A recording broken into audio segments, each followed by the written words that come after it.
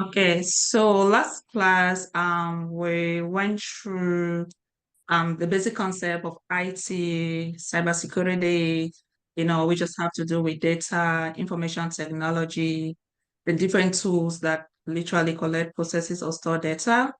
And then we also like boil down as to why cybersecurity, to me, again, maybe claim that it's a big part of IT, and you know what? Because it's still the future of IT. It's not only national issues, it's global everywhere in the world. It doesn't matter where you are. Cybersecurity is of like main concern. And then we went in there by Yeah. discussing the core. Please, if you're not talking, can you just mute? We went in there by discussing the core regulate principle of cybersecurity, where we talk of confidentiality, integrity, and availability. And I believe we all understood this concept because we're going to discuss it with these other three concepts. That's vulnerability, threat, and risks. And once we have a good understanding of the CIA Triad concept and these three other concepts that we're going to be discussing, literally that's cybersecurity for you. So each time we start hearing of data breaches occurring, then it's being tied to the risk factor, which again is related to the CIA TRIA. And just a recap, we said the C stands for confidentiality, which is just to prevent unauthorized disclosures of organization assets. Again, just to make sure that authorized users have the necessarily privilege to carry out their job. For example, someone who works at a hospital, you want to make sure that folks have the necessarily permissions. For example, a CNA will have a different permission than a doctor. Still, there are different type of doctors, right? Like cardiovascular, gynecologists, neurologists. We can name the rest.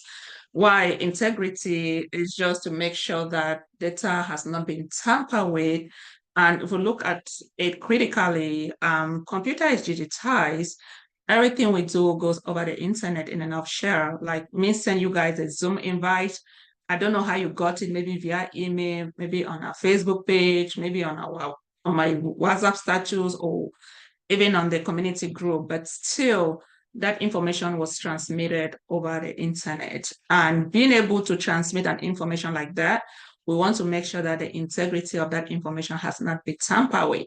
Had it been, we have somebody that played with that information before you guys receive it, one, and maybe change the Zoom ID or even the URL. If you were to log in, then it would literally divert you to another session. So, and that's why in security, it's also mandatory for organizations to have things in place to make sure that the integrity of data or whatever communication is being maintained.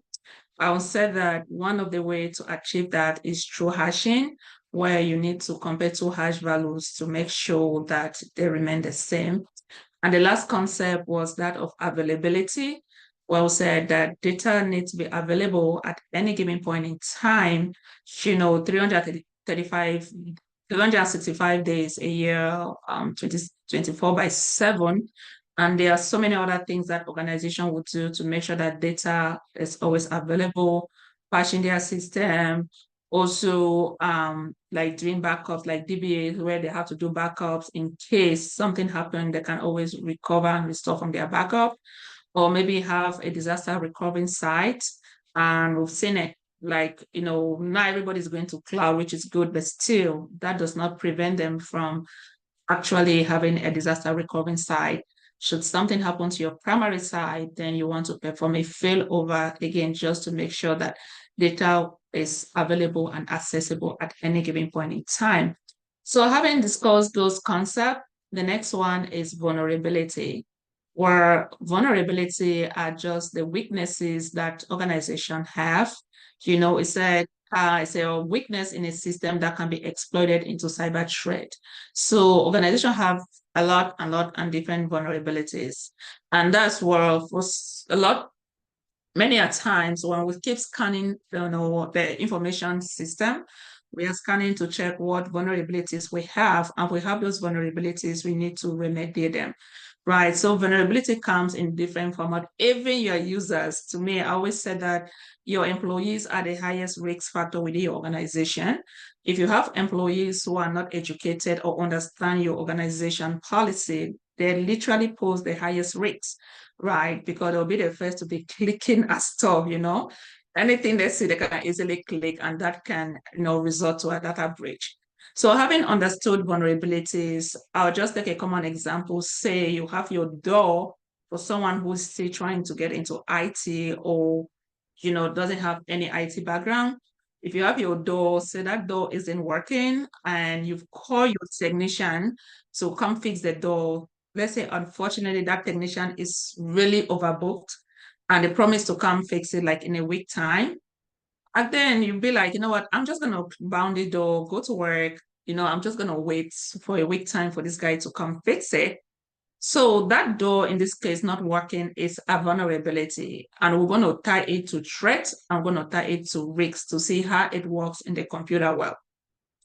Why, as I said, the door is not working. So threats, as we said, vulnerabilities are all the weaknesses that an organization have, and we can use the word somebody is vulnerable. When you are vulnerable, they take advantage of your weaknesses, right? Maybe you have a certain weakness that somebody can take advantage of this and advantage of it and cause you harm.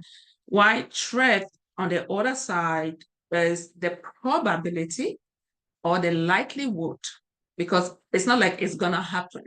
And that's why security, if you look at our rules very well, we always take proactive measures, right? We know it can happen and it cannot happen.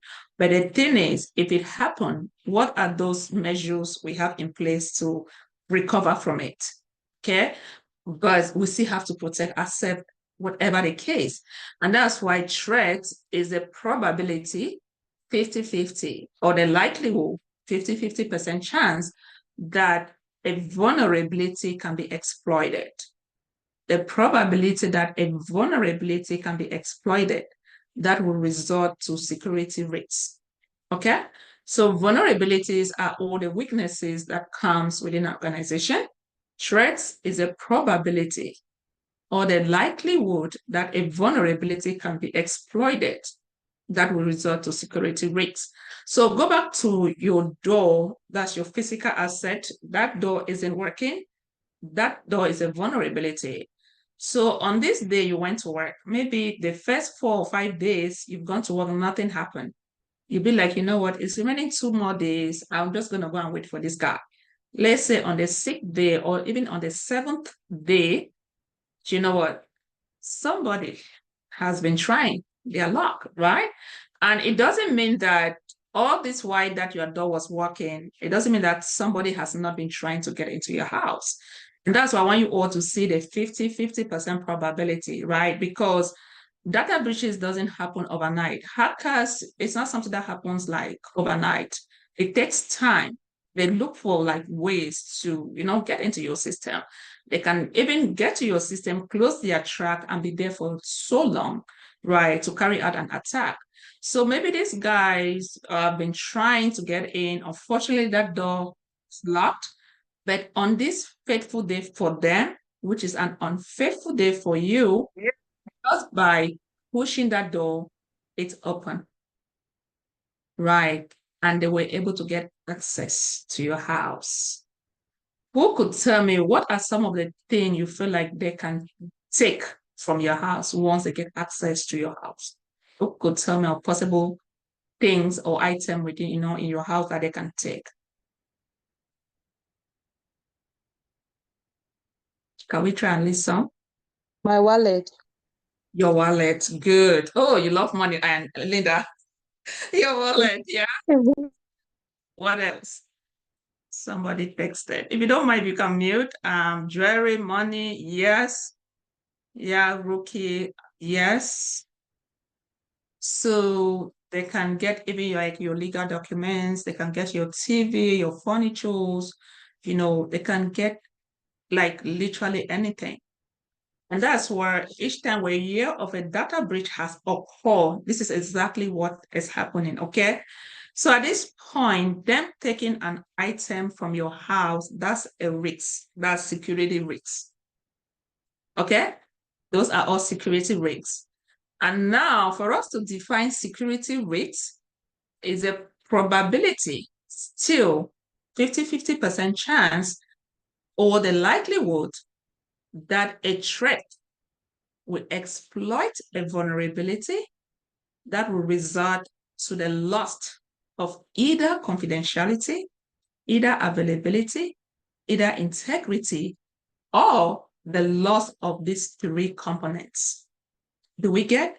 So threat actually is so tied to the CIA Triad, right? So if that thieves get into your house and they collect your wallet, now the question here is, what is the impact level? You've experienced a data breach, but we want to ask ourselves, what component of the CIA Triad has been breached?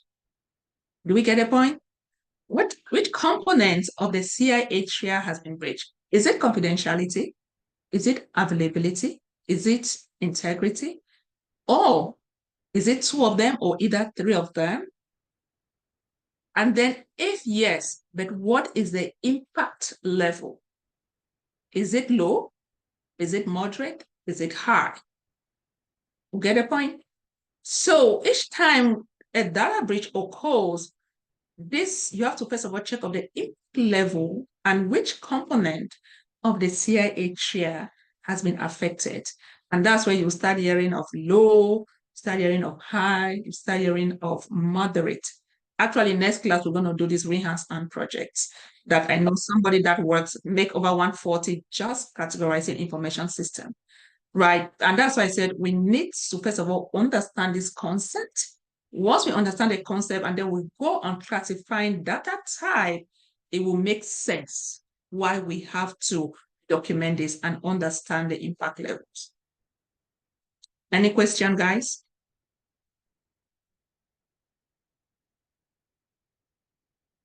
Are we good? Yeah, we're good. Yeah, Thank we are good. Thank you.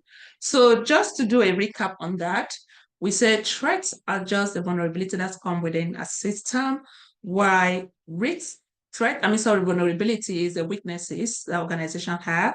Threat is the probability. Probability, that word is 50-50%. It can and it cannot, right? Probability or the likelihood that a vulnerability can be exploited that will result to a security risk.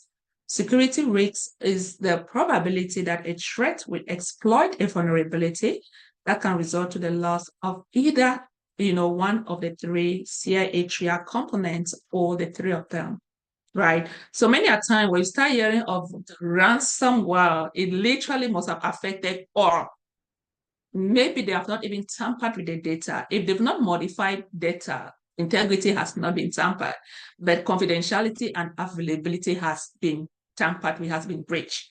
Because many a times where you have ransomware, they've actually brought down an organization system, data is not available, right? Yes, Ruski, go ahead, please. Yeah, I'm so sorry. I just want to know from the example you gave for like if somebody come into your home. So what aspect of the CIA is that? Is it the confidentiality integrity? Because I'm thinking I don't really know what it is. Okay, good. So you tell me what kind of item do you feel they can collect? I want you to tell me. What did you name? Jewelry, money. Okay, so if they take your money, say your wallet have $100, and they remove that $100 and put $80, which component of confidentiality? G, please, can you mute? If you're not talking, guys, can you mute if you don't mind? So say your wallet has $100, right? And instead of $100, they replace it with like $70. Tell me which component of the CIA area has been breached? Integrity. Integrity. Guys, does it make sense? Are we good with her? Huh? I'm not sure. You're not sure? Yeah, I'm not Okay. sure. I just said Okay, integrity. I'm not sure also. Okay. I'd rather say the availability because the 100 is no more available. You have less than that. But guess what? Availability, it is still available. It's not like availability, you mean like completely people cannot access it. And my question is, okay, if you say availability, which availability also makes sense, but what's the impact level of availability? It should be low. Low, yeah. Because you still have up to $70. Yeah, it's low. But integrity has been affected 100% because they've tampered with it, they've altered it. Now think that we go to your bank and somebody has to modify that information now within your account. Does it make sense now? Yeah.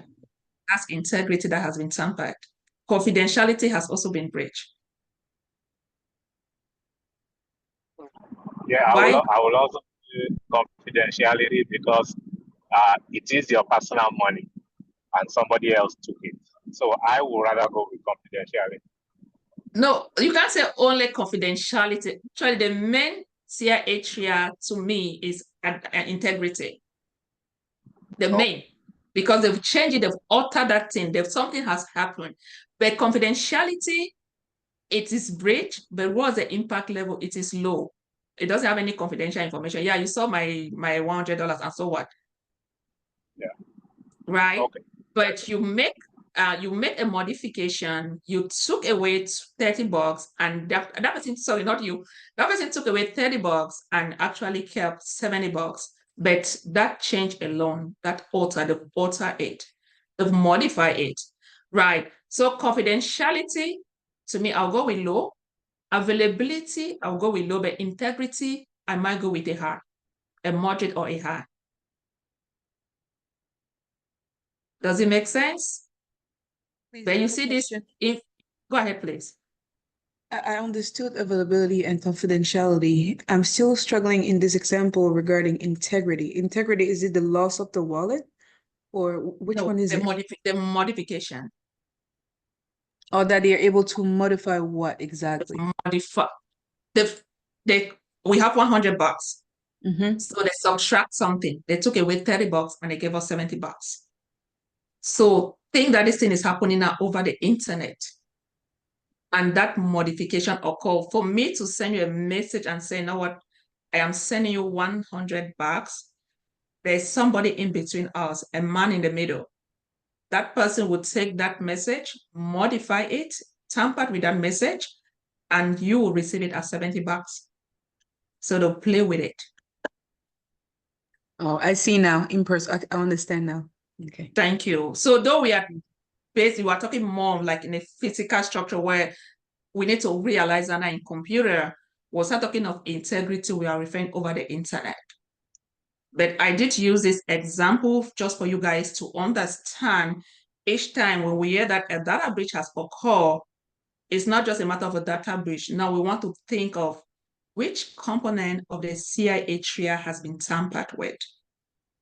And if this particular component has been tampered, what is the impact level?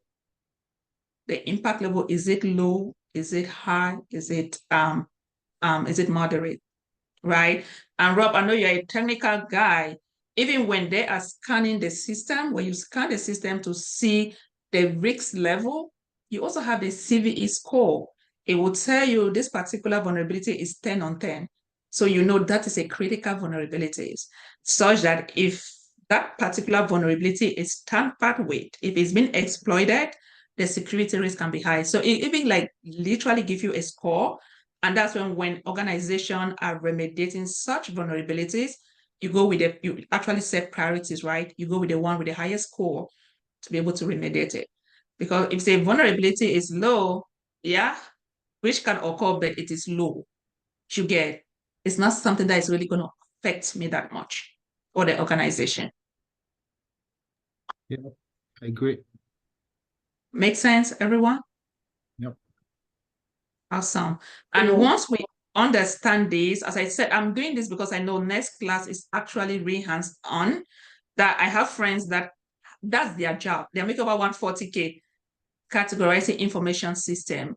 And before anything happens within that organization or company, the very first thing is to be able to understand your data type and you categorize that data type. Because each time we start hearing of risk management, you start by managing your risks by, first of all, categorizing data type. That will help you identify the type of security controls that go to that system. You start like developing your documents, and then we'll definitely go through all the different steps. Okay. So can we proceed? I think we are all good with this concept. If not, you can ask your questions. Yes, we good. If anyone have any question, please ask. You... Can I say something? Yes, please. Why not? Yeah. Okay. Maybe just to clarify the issue of the integrity. I want to believe that in regards to systems and assets, integrity is the correctness of the information throughout the life cycle of that information or of that system or the assets. Am I right? The integrity is the correctness of what? Need to of the information that is going on within that system. Like, okay, correctness of, let me use the word data, correctness of the data throughout the life cycle of that data. For the period that the data is available, that it is yes. correct. Isn't that what integrity is? Yes. So integrity is just like, it's an English word, integrity, right? Yeah. Just to make sure that data has not been tampered with. And with your correctness, yes, I'll go with that.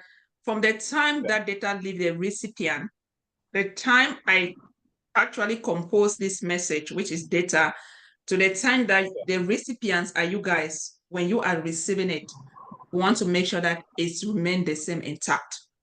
Yeah. Yes. So that's integrity. Yeah.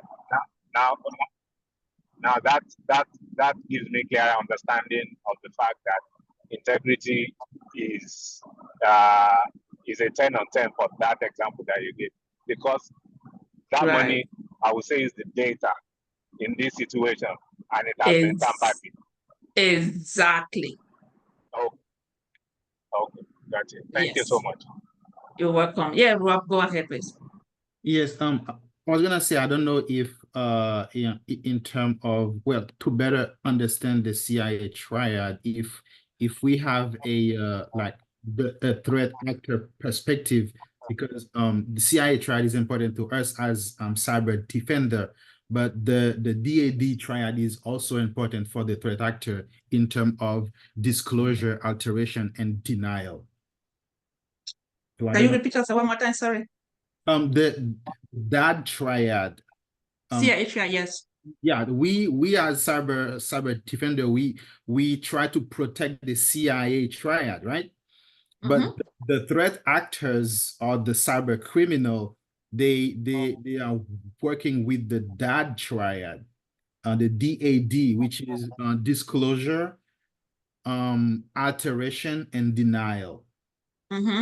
So I don't know if evaluating both side by side can help understand the CIA triad. Okay, so disclosure, what do you understand by disclosure? Well, if the integrity of the CIA is in cause, that's the disclosure. Also, many a time, disclosure will go with disclosing. You don't want to disclose data to unauthorized user, which is confidentiality. Yeah. And then integrity is actually altering, tampering with that message, changing that message. Correct. Any change. Disclosure, you want to make sure, for example, an unauthorized user cannot see it. If you don't have the right to see it, don't see it. That's confidential. Like confidential talk, I think we all have bestie. I have my secret. I want to tell my bestie not to tell anybody. That's secret or that's confidential. Yep. Right? But on the other side, integrity is, okay, tampering with something, modifying something. You get, like a man in the middle attack, somebody can be in between us.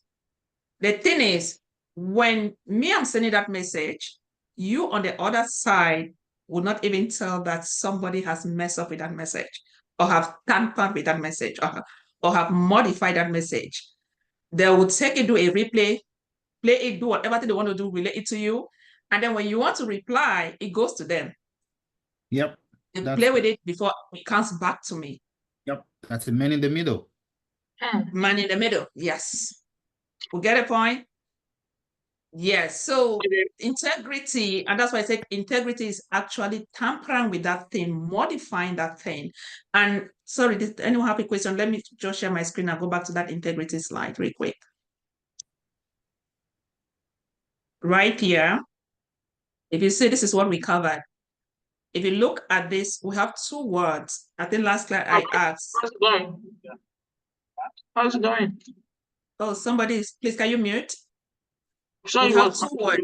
it was hot, nice. So, Oh, what is that? 1 minute. Can you mute, please, if you're not talking? So we have hello world, and then we have hello world. You see, this one have a lowercase, this one have an uppercase, right? And that's to tell you that just about this one. I'm trying to say I need lemon. I can't hear. Is the person talking to me? I don't think so. Oh, okay. Sorry. Please, Right. you can go ahead and mute everybody if you want to.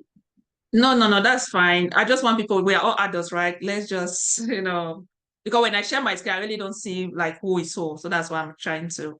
All right. So hello world, we have the world with lowercase, and then hello world, we have the world with uppercase. Just the fact that this world have changed to an uppercase, you have these are the hash values I was referring to. So each time a message is being sent, right, a hash value is generated. The recipient receive it, get a replicate of that hash value. If it matches, then integrity has not been tampered with. But each time, even it's just like a word, anything that changed, you have a completely new hash value. Then you cannot trust the integrity of that particular message or that file. And I recall last class I said when I used to work as an Oracle database administrator, many a times when I want to patch my databases, I will go to the Oracle website. I will download a patch, right? It's a software, you download it. It comes in a zip file. Once I download it, I bring it to my server that I'm working on, the main server that I have to patch the database. Before once you are on Oracle side, they give you a hash value. But back then, I didn't quite understood what I was doing. I just know I have to do this, okay? So I will take the hash value, and then once I bring the software on my server, by the time I unzip it, I have to also check to make sure both hash values matches, right? Come to think of it this way. Say, for example, God forbid, I want to patch our production database. Prod. Production is a live environment where you don't want anything to happen before they fired me or they repatriate me back to Africa. Just kidding, right? So I want to patch a production database. I have downloaded that software, the patch. I have the hash value, but I did not verify it to make sure that that particular file has not been tampered with. Because me downloading from Oracle website, I'm doing over the internet. It's a matter of seconds, but still, you don't know what has happened to that file over the internet. And that's why I keep telling people, by the time you send something over the internet, you do not have control over that thing. Okay? So I wouldn't know what has really happened. And that's why I have to check the hash value to make sure that it remains the same. Say, for example, I failed, I didn't check. Then I just went and I was patching production databases, of which somebody has embedded malicious code into that file.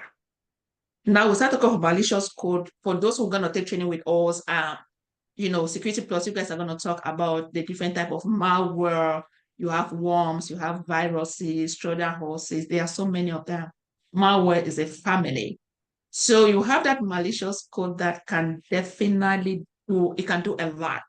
It can create a backdoor give that hacker access to a production database. They can come in anytime that they want. Do you know what can happen? And then when forensic comes and they are investigating, show that Eunice was the one that made that mistake. How do you want to display yourself that because of, being nonchalant, something that you can verify within like seconds? I didn't, and I just trusted that file like that. Does it make sense? And that's, well, is this something that you're going to be doing? Somebody raise a 1 minute, I'm coming. Is this something that you're going to be doing over and over again? No. Organization already have tools that literally checks this, okay? If they feel like, the integrity of this file cannot be trusted, it literally blocks that file. Me and you within an organization will go to the internet, we'll go and be downloading documents. When you are downloading those documents, you don't know which document has some form of malicious code or not, right? And that's where you have all the other tools in place to be able to determine or detect if, about the points, the vulnerability assessment. Somebody, can you mute? Review the environment. Oh my goodness.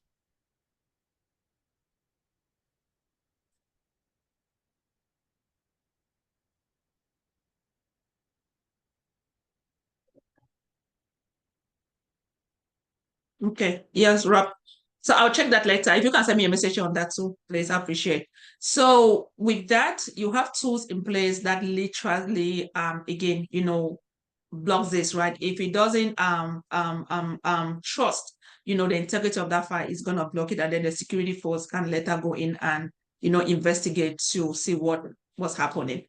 Any question on that, guys?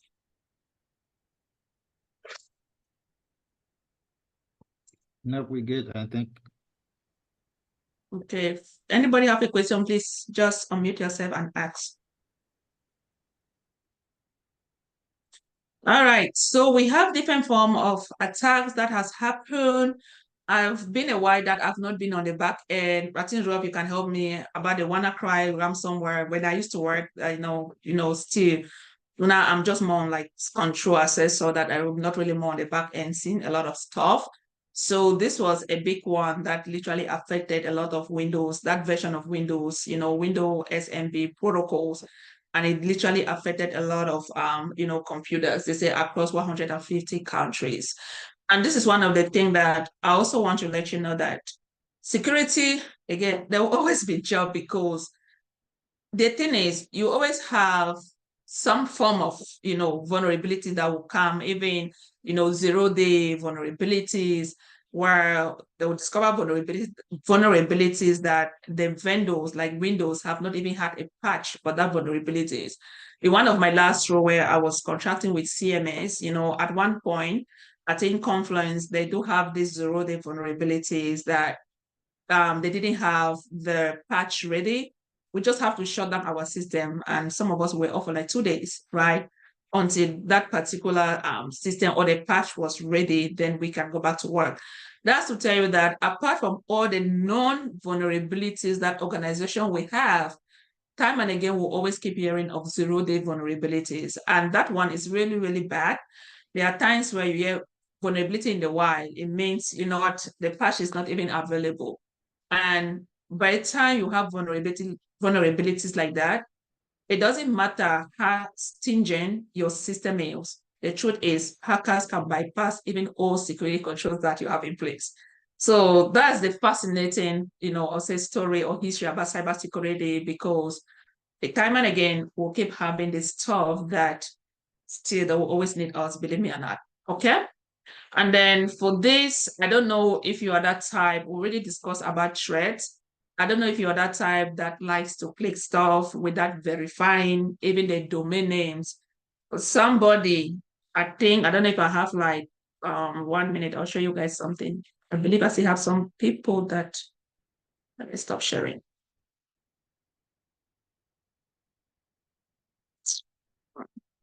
Okay, I think I can just pull our website here. I like to use a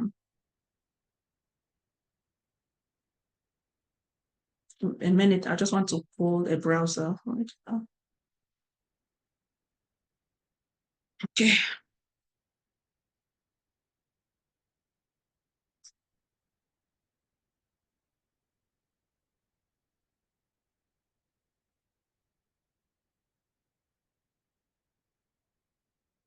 Okay, if you are that type that shops a lot online, okay, just one thing you want to check, make sure you go with HTTPS. That S stands for secure. And if you want to click on it, let's see. It will even tell you, once you click on that, it will tell you that this particular website is secure, right? So you see connection is secure. Many a time you will see this lock. And when you click on it, you can always play with it to learn more about, we see like the certificate is valid. You can even see like the person that issue our certificate, our website, we are going with GoDaddy. You can even see when that certificate was issued. You see when the certificate has to expire, right? So we're going to renew it by August 24th, right? Automatically renew our website. And then you even see like the different, we're talking about hash, so you look at the different hash algorithm generated for this website. So these are some of the things that when you go to some of these sites and you shop online, you really want to verify. Avoid just clicking and putting your credit card. What I do, especially I shop a lot online. One of the things I do my paper. I will not put my part or whatsoever online. I literally do not, right? Because on paper, some people said paper easily get breached. Do you have multi-factor authentication? Okay, so I save my stuff there and then make sure when I'm doing any form of online, I'm just going to pay via paper. You get, rather than just going to like all the different sites and you're putting in your information. That's not a best practice. But most importantly, you always want to check the validity of that website, how secure that website is. Okay. So that's something that you guys can check. And again, as I said, when you see that HTTPS, the S stands for secure. This is something that for those who are going to take Security Plus training, because you guys are going to discuss more about the different port and protocols. So that S stands for secure. Okay, so this is something that you also have to pay attention because many a times, especially phishing email, it has really proven to be the most efficient form of cyber attack because guess what? As humans, we literally do not have that time to read. And because if you are not being very careful, you cannot really tell, right?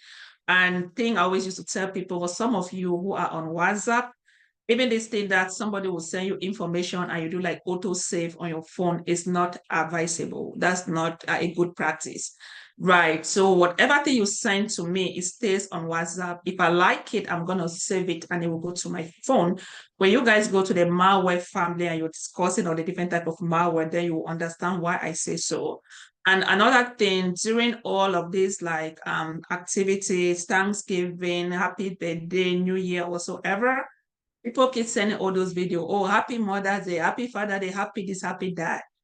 Do you even know where that video came from? Right? We just forward it and we are playing it. And the truth is, hackers can embed malicious code in those videos, even images. They can embed it. Once they embed it, it's a matter of even clicking, depending on the type. Like viruses, you just need to take that action. Once you click on it, immediately goes to your phone, right? So me, I'm that type that all of those things I never click. I just delete. As far as somebody send me forwarded, I just delete it. I never click on stuff like that. So that's something that once you go in depth into security, you understand the consequences that you are exposed to. Once you take an action on that, you want to really prevent things like that. And also on social media, I know we are also adults. I always tell people, especially when I'm talking to teenagers, fair enough, I'm glad that I'm not a teenager. The social media space is really messy and crazy, right? Communicating with someone on the opposite side of the world, you don't even know who that person is, and releasing information, we got to be very, very careful. Some might come being, so nice, sympathize with you before you realize it. They start intimidating you. Before you knew it, you must have released a lot of information about yourself. And if you are that type that once you go to pick your mail, especially if you live in an apartment, they already have like a dumpster right there. Once you just go, you don't check all those marketing email, you just drop them on that dumpster. My friend actually got hacked, actually experienced some form of identity theft because of that. Okay, get a shredder. Everything about your personal information, make sure you shred it. Make sure you shred it. Avoid dumping stuff, there with your personal information. That is not good. Again, these are all the various ways that, threats, can take advantage of vulnerability to carry out, an attack. So any question on that before we go? Okay, I think I have a couple of slides just to cover this. And also, I think this slide talk on the crucial role of security in today's digital world. It says, in an era where digital technology permeates every aspect of our lives, security is not just a necessity, it's a critical safeguard. Literally every aspect, from your house to us having surveillance cameras and all those things. By the time we go in depth, start selecting security controls, then you realize that that's some surveillance cameras that we have are all, different type of controls that we put in place, just taking proactive measures. And talking about data breaches that we've covered so far, over 60% of businesses experienced a cyber attack in the last year. Then you have the average cost of a data breach is now over $4 million. And then ransomware attacks are estimated to occur every 11 seconds in 2023. These guys, they don't sleep. That's the truth. That's how much, again, security, they'll always need professionals to help keep an organization data safe. So that's it for vulnerability threats and risks. Do we have any question before we go to frameworks?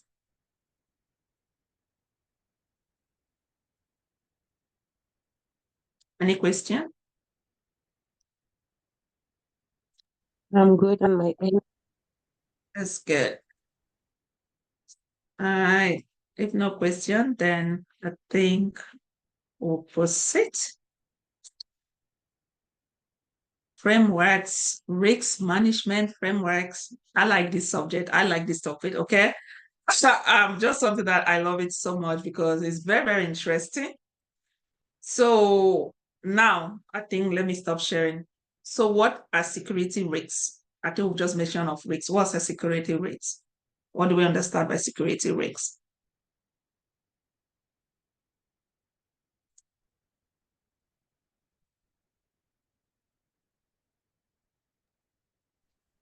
For me, I think security risk is the outcome of a threat exploiting a vulnerability. Excellent. Yeah. The outcome as related to CIA Triad, right? That makes sense. That's the outcome. So once vulnerability has been exploited by a threat, what's the outcome? They come in many forms. Yes, Shane, yes, they do. Right. And when we talk of management, what do you guys understand by the word management? Yeah, the word risk management frameworks. When they talk of management, what does it mean? What do you understand by the word management? I understand it as a oversight. Is an oversight in your response to the security, to anything for any security risk that may happen, that may occur. Absolutely, right? So remember when I said that risk again is the probability, 50% chance. But the thing is, security will take proactive measures. Yes, Rob, go ahead, please.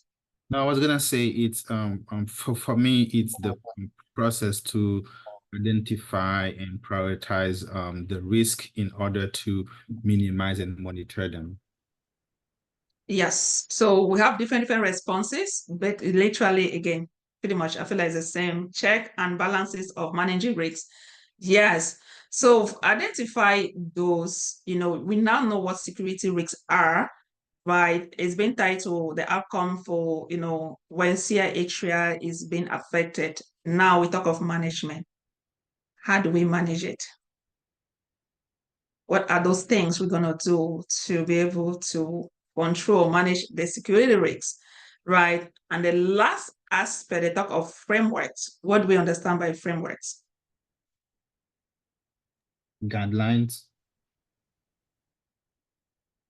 What else? Regulations. Foundations. Yes. What? Policies.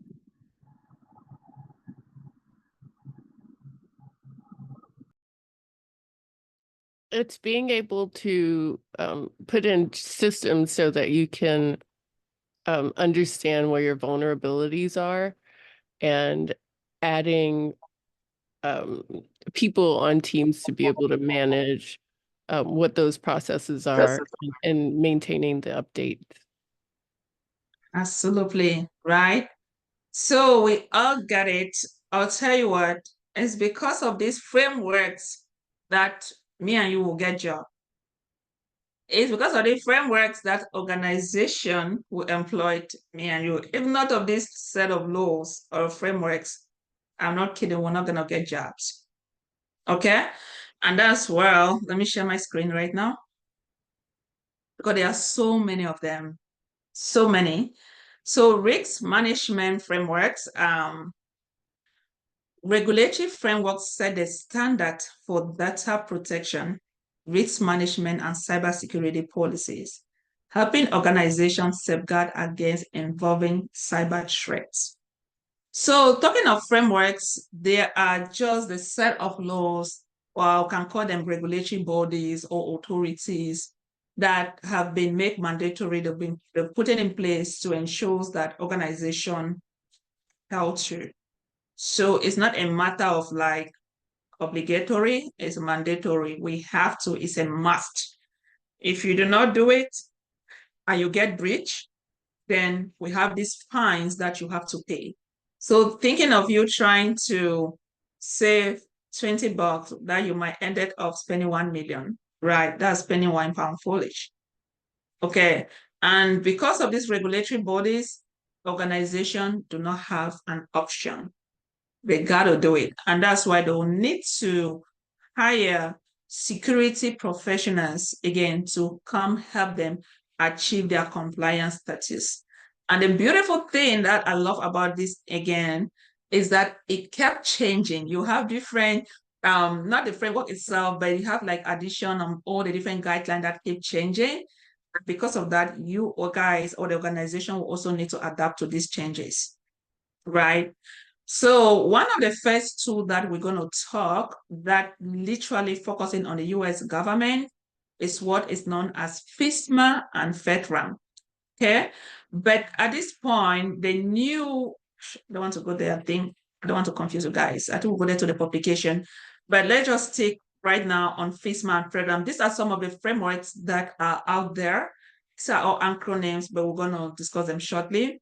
You have FISMA and FedRAMP for US government. You have GDPR for international bodies, where by default, if a company collects, processes, or house a European citizen data, you have to be in compliance with GDPR. As a matter of fact, it's one of the strongest regulatory authorities in the world. But a lot of African countries, literally, I think all African countries go with GDPR. Canada, a lot of them adhere to FISMA or GDPR. And the beautiful thing about this regulatory authority is that once you understand one, okay, it's a matter of applied principles, right? So once you understand one, how it works, once you go to the other regulatory bodies, it's just to understand or get some few terminologies, but it's still boiled down on the same thing: security controls, developing policies, categorizing data, or identifying data. So it's literally the same. And then if you go to a healthcare system, we have high trust, in conjunction with HIPAA. Again, if you are collecting people information per, literally hospitals and insurance company, they have to be in compliance with PCI DSS. High trust. And then when you go to a financial sector, like some of us, when we go to Walmart, you have the point of sale machine that you have to check out each time you make a purchase. That is an information system. Okay, that particular information system will have to be in compliance with PCI DSS. So PCI DSS by default, any information system organization that literally processes credit or debit card transaction, right? Your debit or credit card, they have to be in compliance with PCI DSS. And then once we have a good understanding of all this regulatory authority, the last part, third-party vendor risks. This is one of the most easiest section in security. Once you understand all of this, working as a third-party vendor risk, you can literally close your eyes and make some good money. Okay.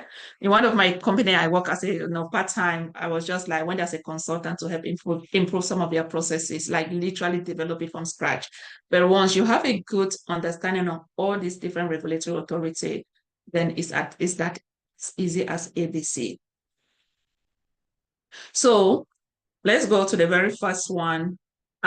This again forms the life cycle in cybersecurity, right? The need for regulatory frameworks. So I'm just giving this at a high level because again, this is a free training. But next Monday, we're going to start with hands-on project, the very first hands-on project, which start with a categorization of information system. How do we categorize information system? That's something we're going to do. But again, looking at the life cycle, we've discussed so much about data type, the different type of data. So, and now realize that organizations have information system. So, yeah, Letitia, go ahead, please. So my question is, do we have to know all those regulatory frameworks? Like, let's say, can I say I can only specialize, let's say, in HIPAA and PCI DSS? You definitely know all, but it's easy. Don't even stress about it, okay? It's that easy. Okay. Once you understand, like what we do currently with our current student, we have covered only NIST and FISMA and FedRAMP with NIST, which took us 5 months with hands-on project. Everything on this life cycle that you're seeing, it comes with a lot of projects. Then, like, I taught high trust and FISMA for less than 2 hours. So once you have a good understanding on all of this, now it's a matter of just applying principle, applying knowledge. Okay, and that's why I say you might just learn 1 or 2 basic terminologies, but at the end of the day, it has to do with security controls. So it's the same principle that follows. Okay, and the beautiful thing I was about to say is when you see all the different regulatory authority, I make a statement that that's where me and you will definitely get jobs. Because think of like a hospital. For example, maybe it's a federal hospital. They have to be in compliance with FISMA. Maybe we're going to talk about FedRAMP. They might be in compliance with FedRAMP. If, again, they have to be in compliance with high trust because it's a hospital setting. Still, they have systems that collect our credit or debit card information. They have to be in compliance with PCI DSS. Do you see how many regulatory authorities just one information system need to be in compliance with? So at this point, when you have all the different regulatory authorities that you need to be in compliance with, you have different external auditors that will come to see if you guys are definitely doing what you're doing. That calls for a lot of security controls experts to help you achieve that. Because one person cannot do it, right? I have systems that I work with people that, let's say the system is a high system where by default that system collects social security number. The minimum set of controls that system can have is not less than 2,000. If just imagine just one system, do you know how long it's going to take? Say just one person has to access 2,000 controls. Yeah, I'll have a system where I'll see more than like 15 or 20 access on that system alone. Right. And that's just to tell you, like, this is just one information system. Then start thinking of the fact that they have all the different regulatory authority that you guys need to adhere to. It calls for more work. But I promise you, it is easy. Yeah, it's not hard at all. It's not difficult. All right. So talking about FISMA, that's the Federal Information Security Modernization Act. Right. They said it defines a framework of guidelines and security standards to protect government information and operations. FISMA requires all federal agencies to develop, document, and implement agency-wide information security programs. A key requirement of FISMA is that program officers and the head of each agency must conduct annual reviews of information, the keyword annual reviews. Annual. It doesn't say do it in 5 years. And you see that annual review, and that's why I said our job is literally like repetitive, continuous monitoring. By the time you are done with this system, the year is coming, you guys are doing that system all over again.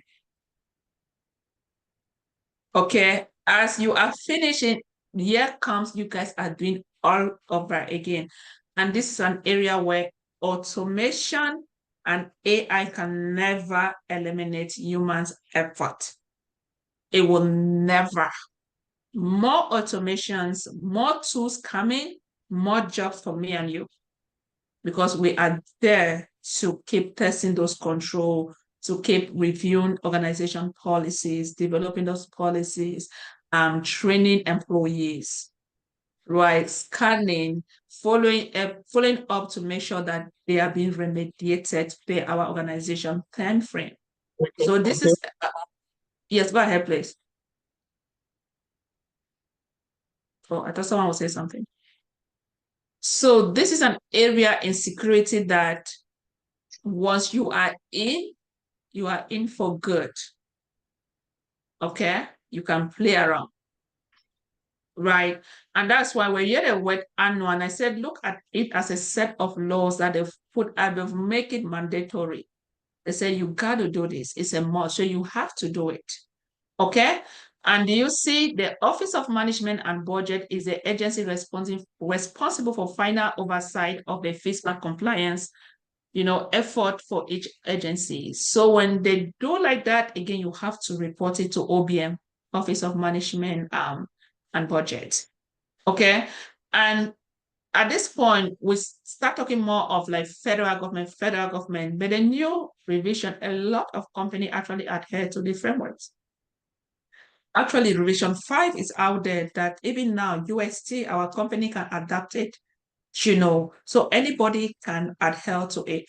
And now we start hearing of FISMA. In those days, a lot of companies literally have stuff on-prem. On-prem, they have a little physical, data center. They house their stuff on-prem, like in a physical location that you can definitely visit. But now, me and you can literally confirm that a lot of companies are migrating to cloud. A lot of folks are going to cloud. And in the course of doing that, we also have to come with another framework to make sure that, again, everybody going to cloud information are being saved. And that's where you hear the word FedRAM, Federal Risk and Authorization Management Program, solely for cloud.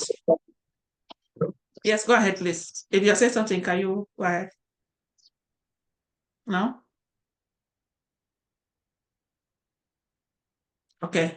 So FedRAM, the Federal Risk and Authorization Management Program, was established in 2021 to provide a cost-effective, risk-based approach for the adoption and use of cloud services by the federal government.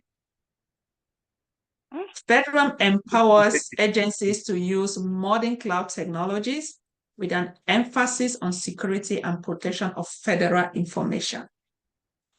So if you look at it now, FedRAM comes and tell you, what?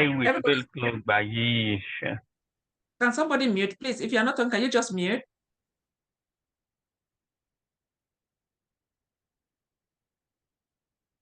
Thank you. So the FedRAM is solely for cloud providers. Everybody going to cloud, migrating to cloud, we also need to make sure we stay in compliance with FedRAM. But the one beautiful thing here is we really talk about FedRAM, right? The thing is, these are set of laws. These are standard set of laws, right, that they've put out there, plenty of them, for organizations to stay in compliance, to better protect data, users' data. But the question here is, how will organization determine which set of law adheres to their system? And remember, when we gave the example of, your door not working, somebody bash into your house, collect an item, and we also introduced impact levels. where we said that, oh, I think we said integrity can be 10, right? Availability can be low, right? So come to think of it now, you have like 3 systems. One is collecting just users' email addresses. One is collecting people user first name and last name. One is collecting social security number. Amongst these 3 systems, which system will you feel like is really critical?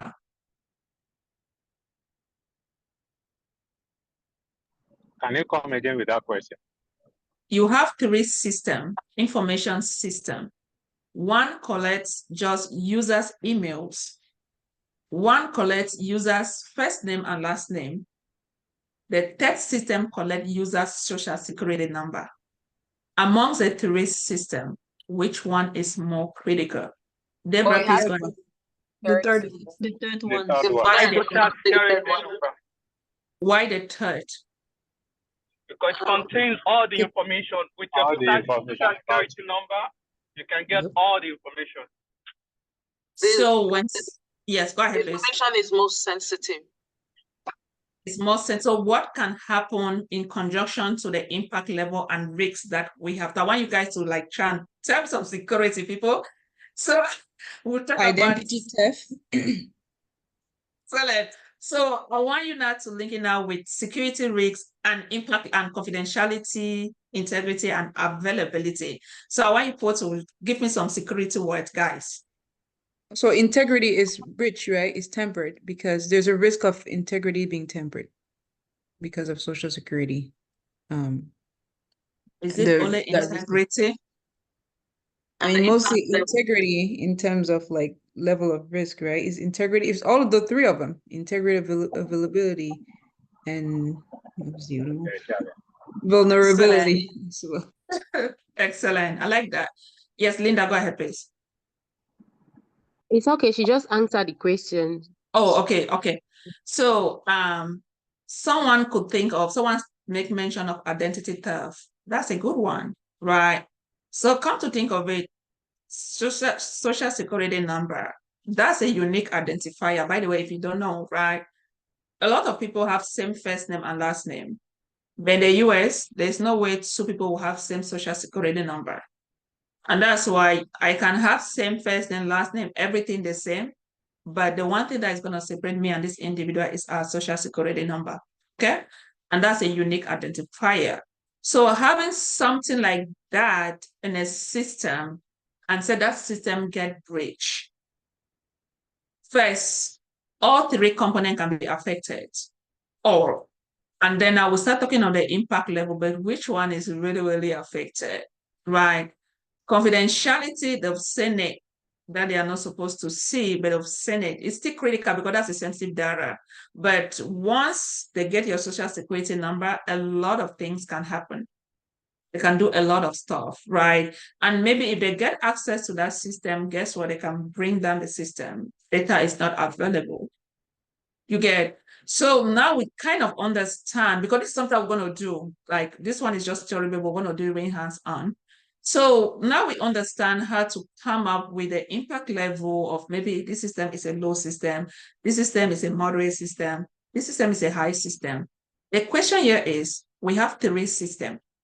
NIST have put different set of laws. FISMA have put a lot of, not NIST, FISMA and FedRAMP, they've given you all these laws, right? Do you think among all these 3 systems that we have, do you think others, like, just say we have like 10 laws that FISMA have put for your 3 systems, do you think even the system that collects just email address, will you need to actually implement all the 10 laws for that system? Yes. Why? Because it's mandatory. Okay. Who have something else?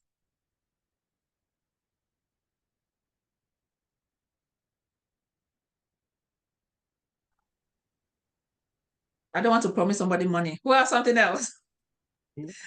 Can you ask the question again? I'm sorry, I'm always saying that. It's just because I'm driving. Okay. I said that. Now we realize we have 3 systems. So my question is, we'll just make mention of the different frameworks, FISMA and FEDRAM. These are set of laws that make it mandatory for organizations to adhere to. So for your three systems, one collects just email addresses, the other one collects just first name and last name, the other one collects social security number. So among these three systems, do you think all three systems will need to have all the laws that FISMA or FEDRAM have put in place?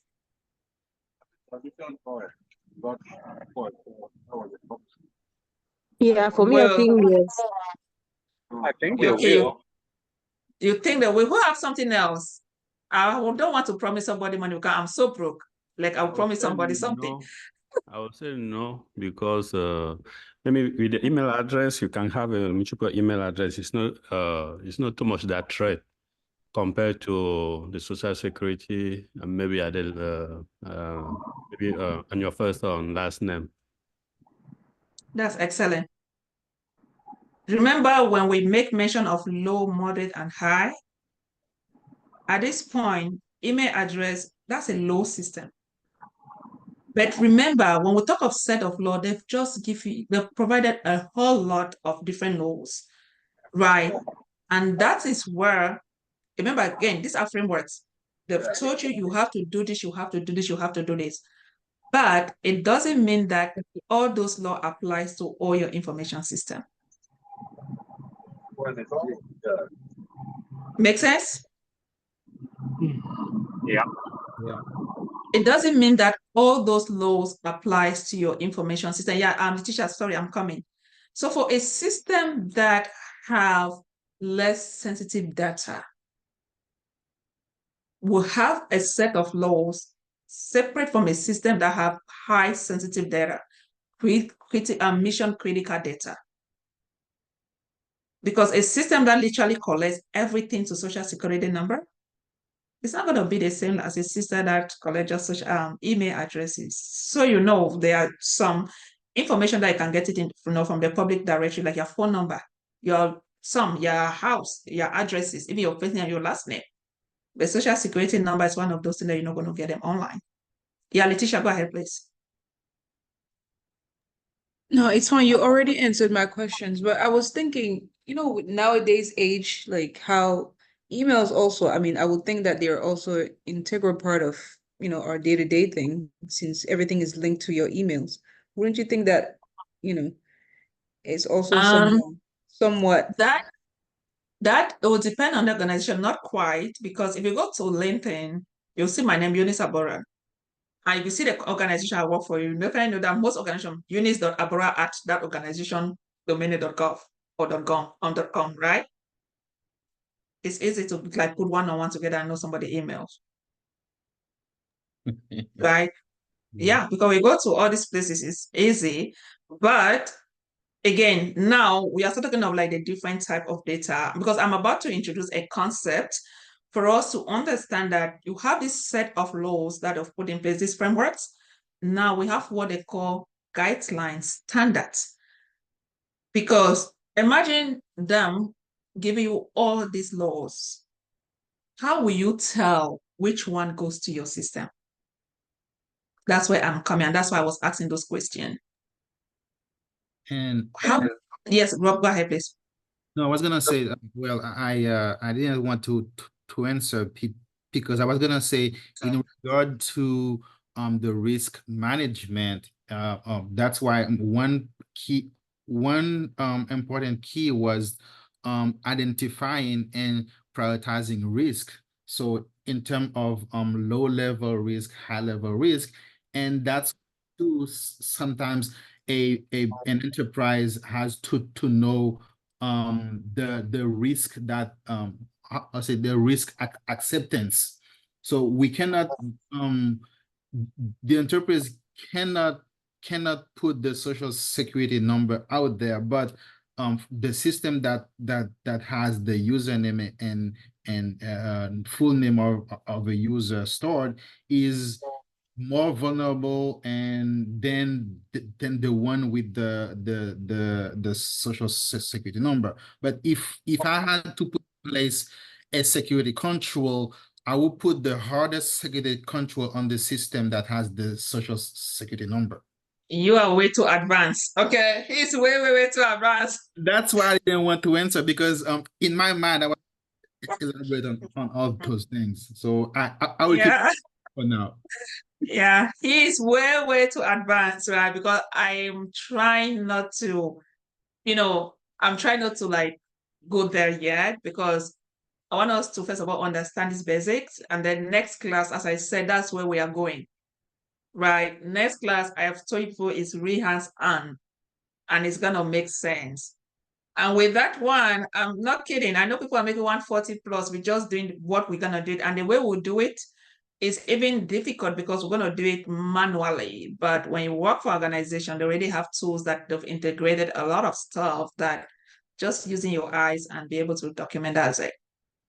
But that's where it starts. Right, Rob, thank you, but you are way too advanced. Okay, but thank you though. All right, so since we have a knowledge of this, I was about to introduce a concept of NIST, right? Which stands for National Institute of Standard and Technology, NIST. So NIST takes these laws that FISMA and FedRAMP have put out there. They create what they call standard or guidelines. And then to help organization understand the type of laws that you need for your system, right? And I don't know who answered that question. When you have a low system, you have a moderate system, you have a high system, there are different set of laws that that goes for your system. Definitely a low system will have as he said, very little security controls, but that's something that we're going to discuss, right? Because I don't want to really introduce the concept yet, right? So low, now we start talking about the impact level. The impact level is low. What's the impact level if confidentiality is breached? Low. What's the impact level if integrity is breached? Low. What's the impact level if availability is breached? Low. It really doesn't affect us. You get, but on the flip side, if you go to a mission critical or a mission critical system or a high system, now you have to start thinking of the impact level. Now you start hearing, oh, confidentiality impact level is like high, integrity impact level is like high, availability impact level is like high. And based on what he said, that will help you determine the set of security controls that goes to your system. And doing this, guys, it sounds so ambiguous, but I tell you what, by the time you start doing it, it's like as easy as ABC. And that's security for you. Okay? And if you know this concept, when you sit and you are presenting at times, you meet people at your jobs and you ask them, man, how did they hire these people? Because you need to have this background. When you sit, like, you have to put all the puzzles together, because I, for one, I talk a lot, I do a lot of presentation and, talk to different like folks.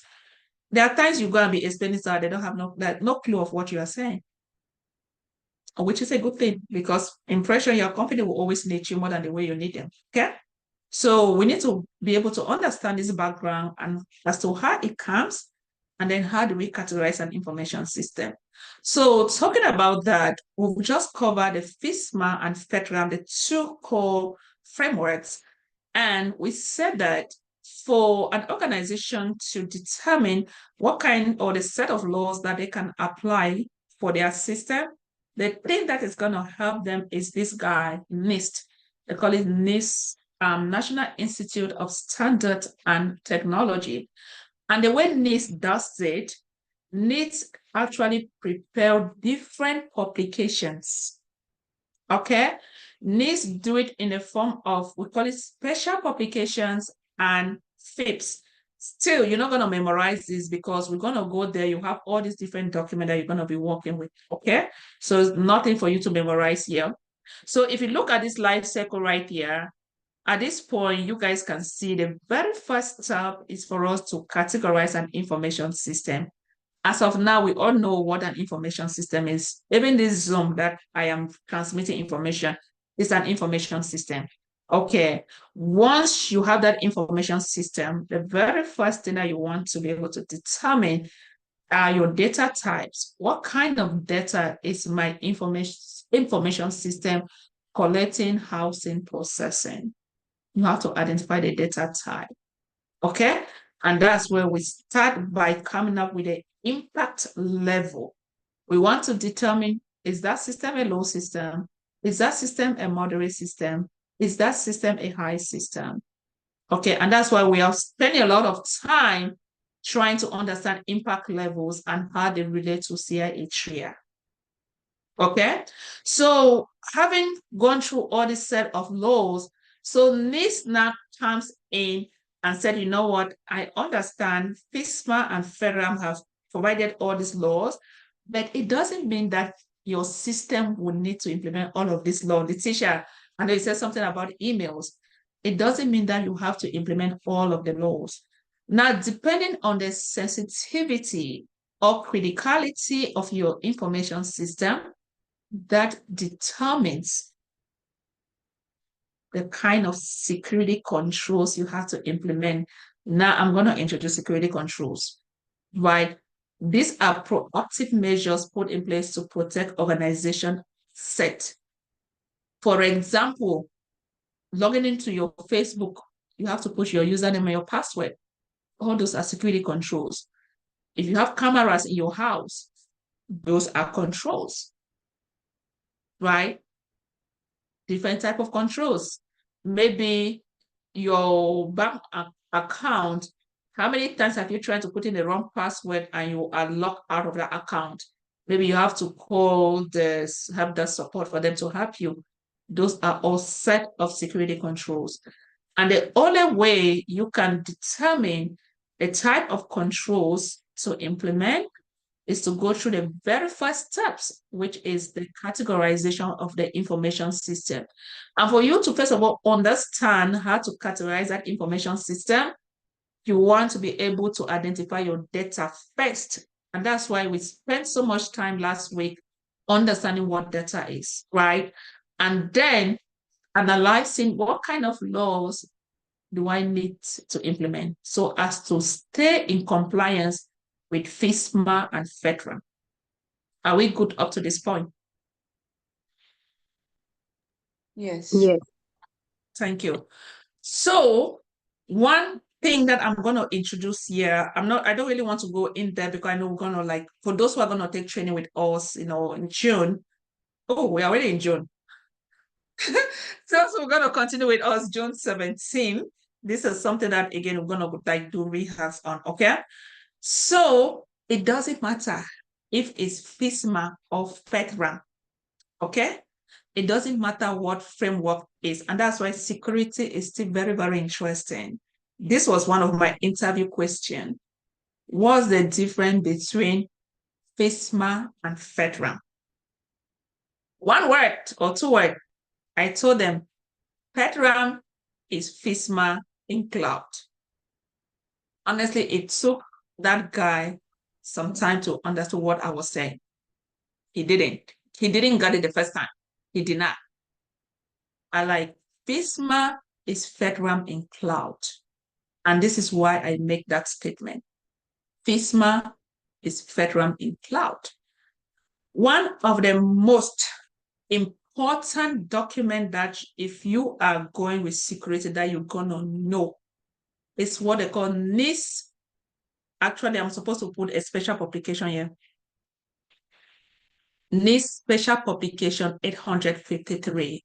I remember on this slide, I said NIST actually break down FISMA and FedRAMP in the form of special publication and FIPS. And if we go back to our diagram right here, you can see them right there. So you will see the documents that you will need to be able to implement this phase of the RMF risk management framework life cycle. Okay? And the one I just mentioned is right here when it comes to selection of security controls. NIST FIPS 853. It has to do with security controls. Who can tell me why I feel like is the most powerful document that you need to know? Don't get me wrong, the other documents are good, but this one is the most powerful. Why? Who can guess? I want to try. Please, can you ask the question again? Why is NIST 853 considered one of the most powerful documents in cybersecurity? Is it? It's the gold standard of security. What's that? I didn't get your play. It's the gold standard for security. Implemented security. Implement what kind of security? Security controls. Security controls. Yes, so we need to understand, and each time we start talking about security controls, there are two types. You have security controls, I have privacy controls, right? But that's something that we're going to go in depth. But security, get this and get it straight, is all about security controls. Okay? Cybersecurity, it doesn't matter what you do. If you understand security controls, I'm telling you, you can work anywhere in the world. Okay? And because, I'm going to introduce another word. Maybe we've heard it. I used to like post a lot of video. Policies. Organizations have what they call security policies. Policies are the written documents that tells you what an organization does, right? You will hear them, policies and procedures. Procedures is just the execution step, how that thing is being carried out. But policies are just documents that tells you what an organization does.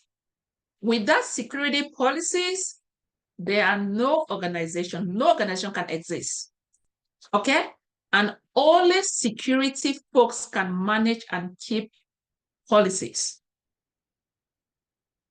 Before the organization come into existence, literally security, they tells you what, because it starts first. Before financial people are coming, we have to first of all determine the data. What kind of data are we going in? Or are we housing, right? We come now with the impact level. What is the impact level? Is it low? Is it moderate? Is it high? Then once we have determined that, the bulk of the work comes with you going with a set of controls that needs to be implemented for that system. You need to implement those set of control for your system, right? So once you have determined those controls, then you can comfortably develop your security policies. And because your security policies are dependent on your security controls, you're going to see this when we start the training. Okay? And that's why I said it's still the most important dot, because security, it doesn't matter what you do. Do you see the pen tester people? I know Rob is a technical guy. You guys doing all of those, they are all things that security controls have already tell you, you guys need to do it. Pen testing, it will tell us we have to test those control, scan the network. So when an assessor like me, when I'm going there to assess a control, I want to check your pen test report. And guess what? Yeah, OJ, I'm coming. Guess what? You have to document it on your policies. What does your policy say? So your policies literally is the moment of truth.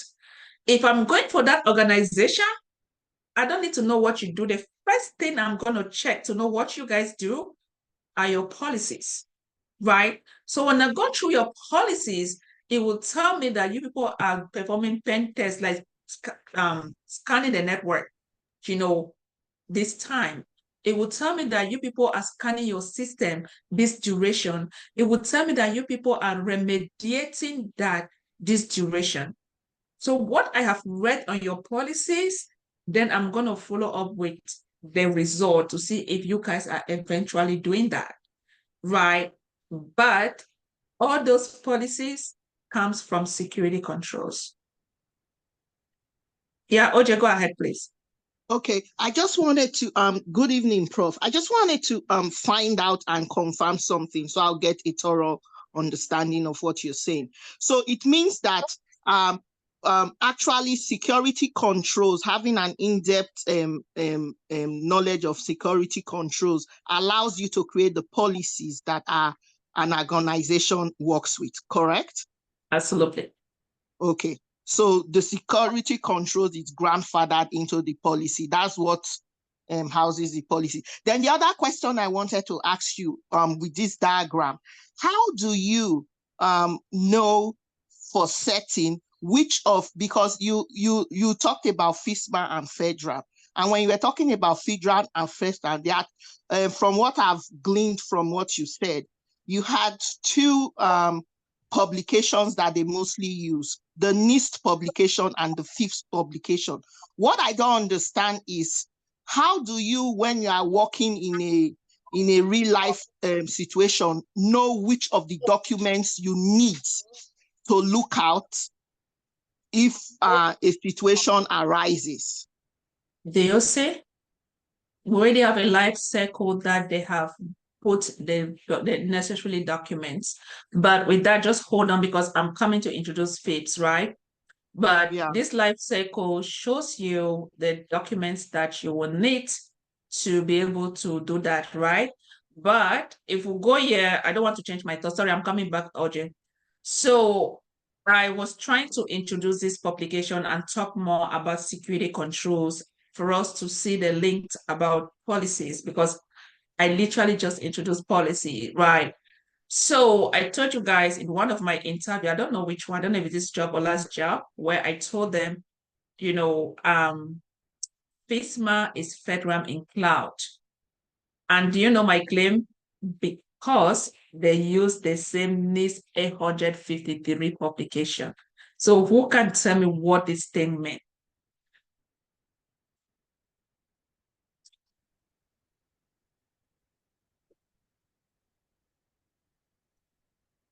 They use the same NIST 853 publication.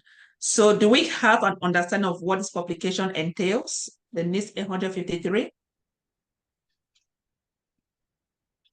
Controls. Security controls.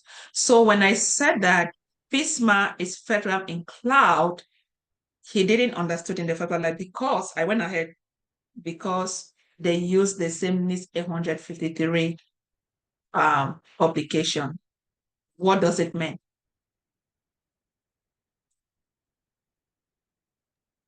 So it's the same is the same publication for controls they use, both in cloud and both in the facility or in the organization. That's excellent. Guys, do we understand that? Yeah. That makes sense. Okay. And me literally emphasizing here, I think Letitia asked that. That's to, I don't know if she is still here. I don't see her. That's to tell you that it doesn't matter the frameworks you work with. Once you understand security controls, you can work in anywhere in the world, any regulatory authority. Okay. Does that mean the standard, like a standard they followed? What do you mean the standard they followed? Like a, can I say like a template that every section follow like a standard? Absolutely, yes. You have a standard, a guideline that you followed. That NIST have actually organized and put everything down for us, right? So NIST have breaking it, like NIST will tell you, for you to categorize information system and to stay in compliance with FISMA at FedRAMP, this is the publication you need. Okay, can I ask you a question, Prof? Go ahead, please. You said you can do it all over the world. What I don't understand is, since it's an American, United States document, do you use it in other countries in the world, or is that where European? You Americans, you don't like to share, huh? All it's right. not that I don't like to share. I'm trying to understand. I'm just being, I'm just kidding right here. All right. So we're gonna go to the other frameworks, right? GDPR for international bodies. They also have their own set. I'm gonna go there. What they call their, their own controls. But this is the trick, right? That's why I said that all this thing is just putting this. I don't know why the world cannot just adopt one. But once you understand one frameworks, when you go to the other one that have their own set of controls, we have what we call it gap analysis. We are performing a mapping. And this is one of the most important projects that our students do. If you're going to get a job, there's no way you're going to take interview to talk about gap assessment. There's just no way. Right. So remember I said that an organization can have 2, 3 of regulatory authorities. The question you guys was expecting to ask me, how are you going to determine how they can stay in compliance? So once you have NIST, you take the other controls, you start perform gap analysis, gap assessment, right? You map them, you group controls together, you group controls together. That it would tell you that on this set of control for your NIST publication, when you go to this one, they mean the same thing. By the time you map it, then you realize that it's the same. So the same artifact or evidence in security, by the time you start collecting evidences, when you are testing those control for somebody, I'm kind of going in depth. I don't want to confuse you people. I'm still trying to keep it at the basics. I'm trying to understand what you mean by evidences. I want you mean by that. Wait, I'm coming. That's where I'm coming. OJ, chill. Yeah, I'm coming. So say that an organization have controls when they said that their password length is 14 characters with a mixture of uppercase, lowercase, and special characters, right? 14. So if you are going there to test that system, you are working with Rob is our technical guy here. Rob, sorry, I'm going to call you. So I'm like, Rob, please, can you log in and put 14 characters like what you guys said? Put an uppercase and a lowercase. Let me see if what you guys have on your policy. Because for me to be able to determine that you guys are doing that, I need to read it from your policies. And that's why I'm saying your policies, again, is the backbone, right? So by the time I must have read it from your policy, and then I want to test it, I meet a technical person that they've already, documented that person name on the policy. I was like, test it. Once I see it, then I'll take a screenshot. If it works, or I can tell them to create me a temporary account, and then I want to test it based on what they have described. 14 characters, uppercase, lowercase, and maybe a number, So I would do that. That's where I'm testing to see if that control fails or if that control passes. If the control pass, once I put the password requirement, I should be able to log into that system, right? And then I'm also gonna put something else. Maybe I can just put all uppercase to see if it's gonna take it, or omit a number to see if it's gonna take it. If it takes it without me putting that number, it means that control did not pass, right? But it doesn't matter how you go about it. Whatever thing that you've put, the end result is that's the evidence you are collecting, right? I know that some of you read law, I'm not a lawyer, but that's an actual evidence. Not in security, we start talking of artifacts. Evidences are artifacts. Well, please go ahead, please. So you collect that artifacts to be able to determine if that control passed or that control failed. Yeah, go ahead. Yeah, I just want to add to that. In the world of globalization, usually enterprise conduct business in different country. And if I take, for example, Netflix, it has to adhere to not only the US FISMA regulation and framework, but also GDPR for its Europe client. So usually businesses adhere to more than one framework or more than one guideline in order to stay compliant to the country where they conduct business. Absolutely, right? And do you guys, because I want you both to see how diverse security is and how much folks they need them to help achieve compliance statuses. Because do you see what he said? Netflix is everywhere. Yeah, in America, in Europe. And if they are going to that particular country, that country say, you know what, you must adhere to this, they don't have an option. They have to.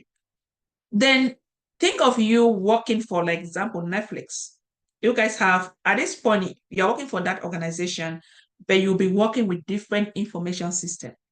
I want you guys to get that at the back of your head. Okay? Right now, me, I'm working with different information system. Right? I've worked with all kind of system that you can imagine, burial, what pharmacy, I've worked with all kind of information system. Okay, so for that information system you want to take, do you have users from Europe? Do you have users from America or whatsoever? But it doesn't matter the information type. And then the most important thing, once that system has 2 or 3 regulatory authority, OJ, and that's why I said you start performing a gap analysis. Like you are mapping something, right? You have the control for GDPR, you have the control for NIST, and perform a gap assessment. When you talk of gap, you want to see if there's any gaps, right? And that's why you group them together, You see the ones that you cannot literally match, you cannot map, then you see what kind of evidence you need for those. I'm saying this because some of you forget your job, this is something you're going to be doing, right? And one of the key things that I always tell them, I don't want to go too far, but for you to get a job, tell me a project, something that you did that, maybe you try to leave an impact in that organization. Think of something, a new like innovation, something that you did for that organization. And this is a thing that I always tell my students, once you do that project, tell them, I work for this company. Guess what? They have 2 or 3 regulatory authorities, but it was literally so disorganized that you will have independent assessor, like folks for GDPR coming, folks for NIST coming, folks for PCI DSS coming, because it's an annual thing. They are coming every year to come check if you guys still maintain your GDPR will actually have like 3 years, but they will come to see if you guys can still maintain your certificate, right? So rather than you working with GDPR, NIST come, you work with them, High Trust come, you work with them, why don't you perform a gap assessment where that's a process of documentation? You work with different team or stewards or stakeholders within your organization. You already know what you're going to be looking for. If this set of NIST control matches a set of GDPR control, I know that I will need the same evidence or the same artifacts, right? So I will get the artifact, I group them, I put together. I get this one, I group them, I put together. If you can do it for 3 or 4, that way you streamline your processes. Do you get? Once you streamline your processes, and when those guys are coming, it's a matter of giving what you already have. But this is something that you guys can comfortably say it once you do the project hands on. Then it's going to be your experience and something you can use for your interview. Yes, Linda, go ahead, please. Yes, I wish to ask that during the gap analysis, is it implemented in the policy? Like, will you include that in the policy? I don't know. No, you don't. Okay. So Okay. at that point, your gap analysis, you already have policies that tells you of the different regulatory authorities that you guys adhere to. I'm looking at the time. You guys adhere to. So at this point, you are working for that organization. If you go there and this is something that they are doing, right? As I said, it's scattered. What are you going to do? Are you going to burn yourself out, wasting time and focus with these people. When these other people come, you go with them. When these other people come, and that's where gap analysis come in. And that's a project that everybody, my student, like they have more than how many gap analysis project of work on. Okay. And with that, actually, the reason I got my current job that I've almost worked with them for like 2 years now is because of a gap analysis still that I did mention in during my interview. Okay. So if you see there, I put Rep 4 versus Rep 5. I still tell my current students today, a lot of them are going to get their job because of this. So we have a new NIST 853 revision 5 controls.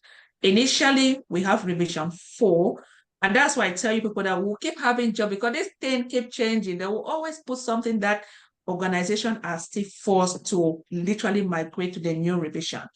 And for you to say that I am in compliance with this regulatory authority, which is a must, then you need to implement all this set of controls per the new revision.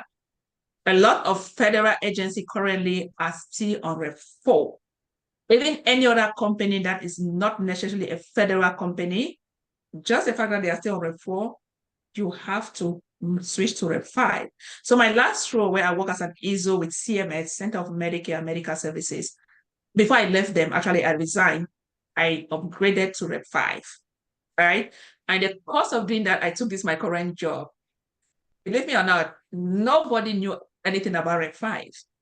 So because that was something that I have worked on, I was just telling them what I did. It was just conversation. And before I realized it, one guy was like, whoa, she has a mastery knowledge of RMF, right? And the first day when I got my job, same project that our students are going to be working on, I prepared this good documentation. We have it on our website, and I share it with them. Yes, Rob, go ahead, please. No, I simply want to add for the person who asked if the gap analysis should be insert policy. So the gap analysis, understand it like a it's like comparing the current cybersecurity practice or with the standard or two standard for a company and identify where the organization fell short.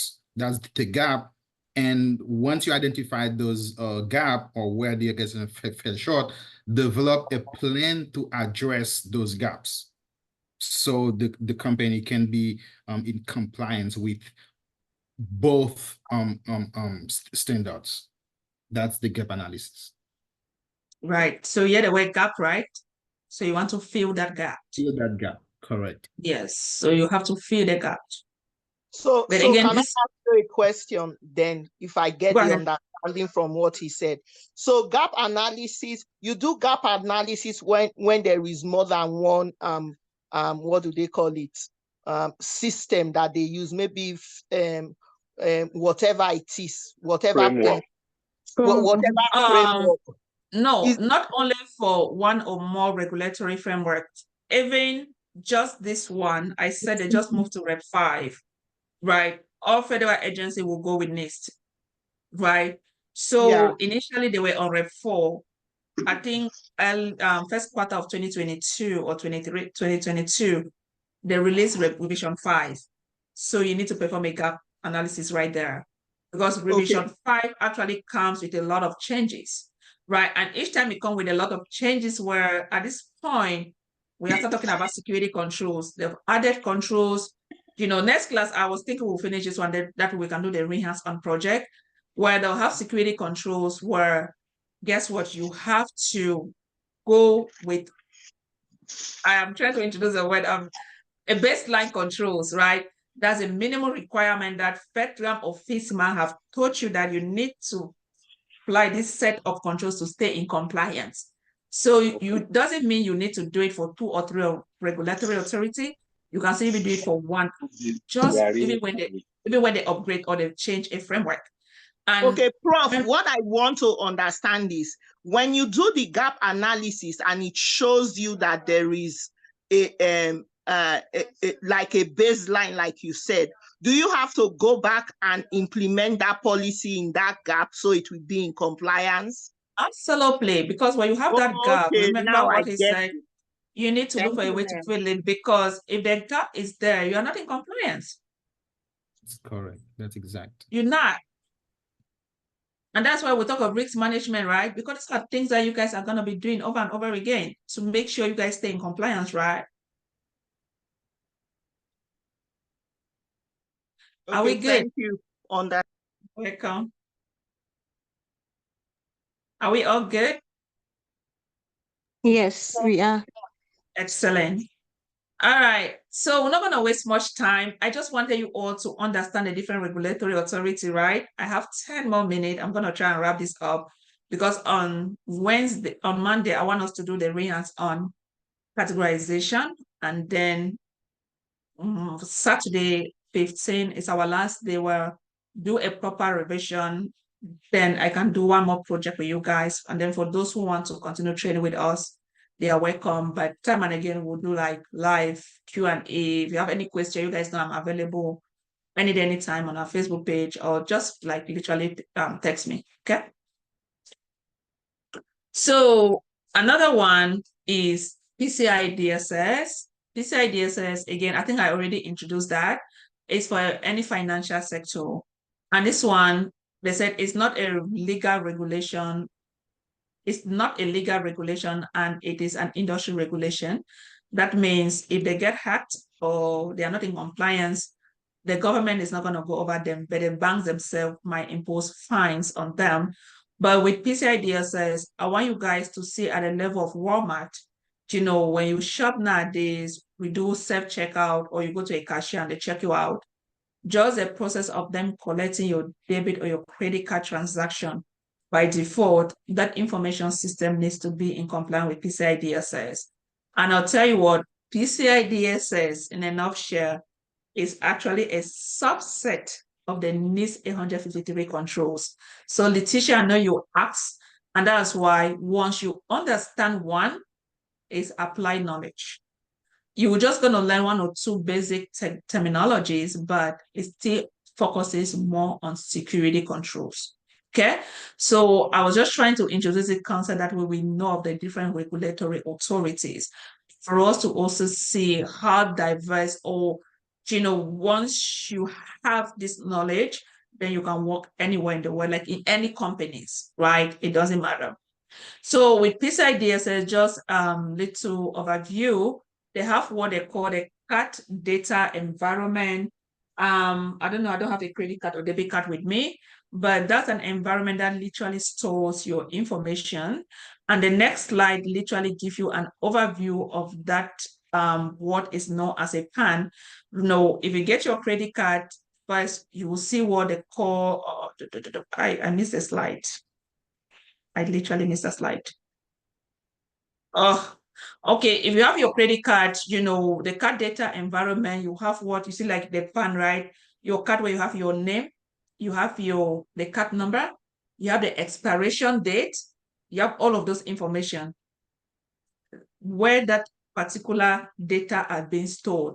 You know, that's what talk of the card data environment. So where it's being stored, you have a set of controls that, again, organization need to implement to make sure that, you know, they stay in compliance with PCI DSS. And one thing with this slide, they said that, you know, at that point, I actually missed that slide. I'm so sorry. I thought I have it here. I missed it. So with that information, you can definitely store that information, right? It's being stored. You can store it in an information system. One thing I just want you all to understand, many a times when you are purchasing online, you're doing something. Do you know why they always ask for your CVV number? Who knows why they ask for that CVV number, the 3 number at the back of your card? To confirm exactly if you are the person carrying out the transaction. Yes, and what else?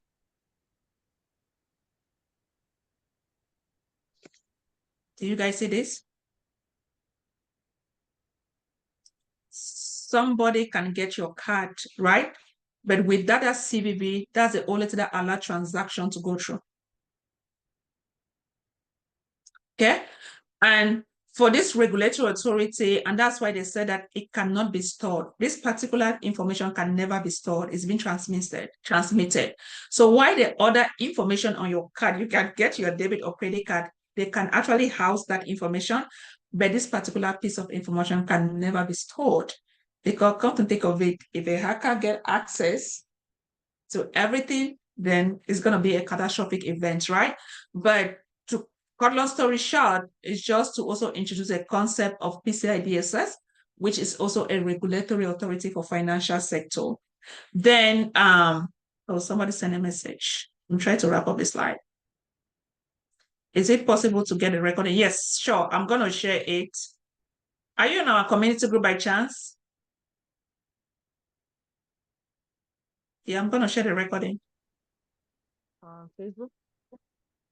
Oh, are you on Facebook? Okay, I'll share it on Facebook. We'll have a community group on WhatsApp also. No, I'm not. Is there a way to join the community? Okay, I can share it on Facebook. Yeah, all the free training I can share it on Facebook, but paid training, I'm not going to do that. Okay. Yeah.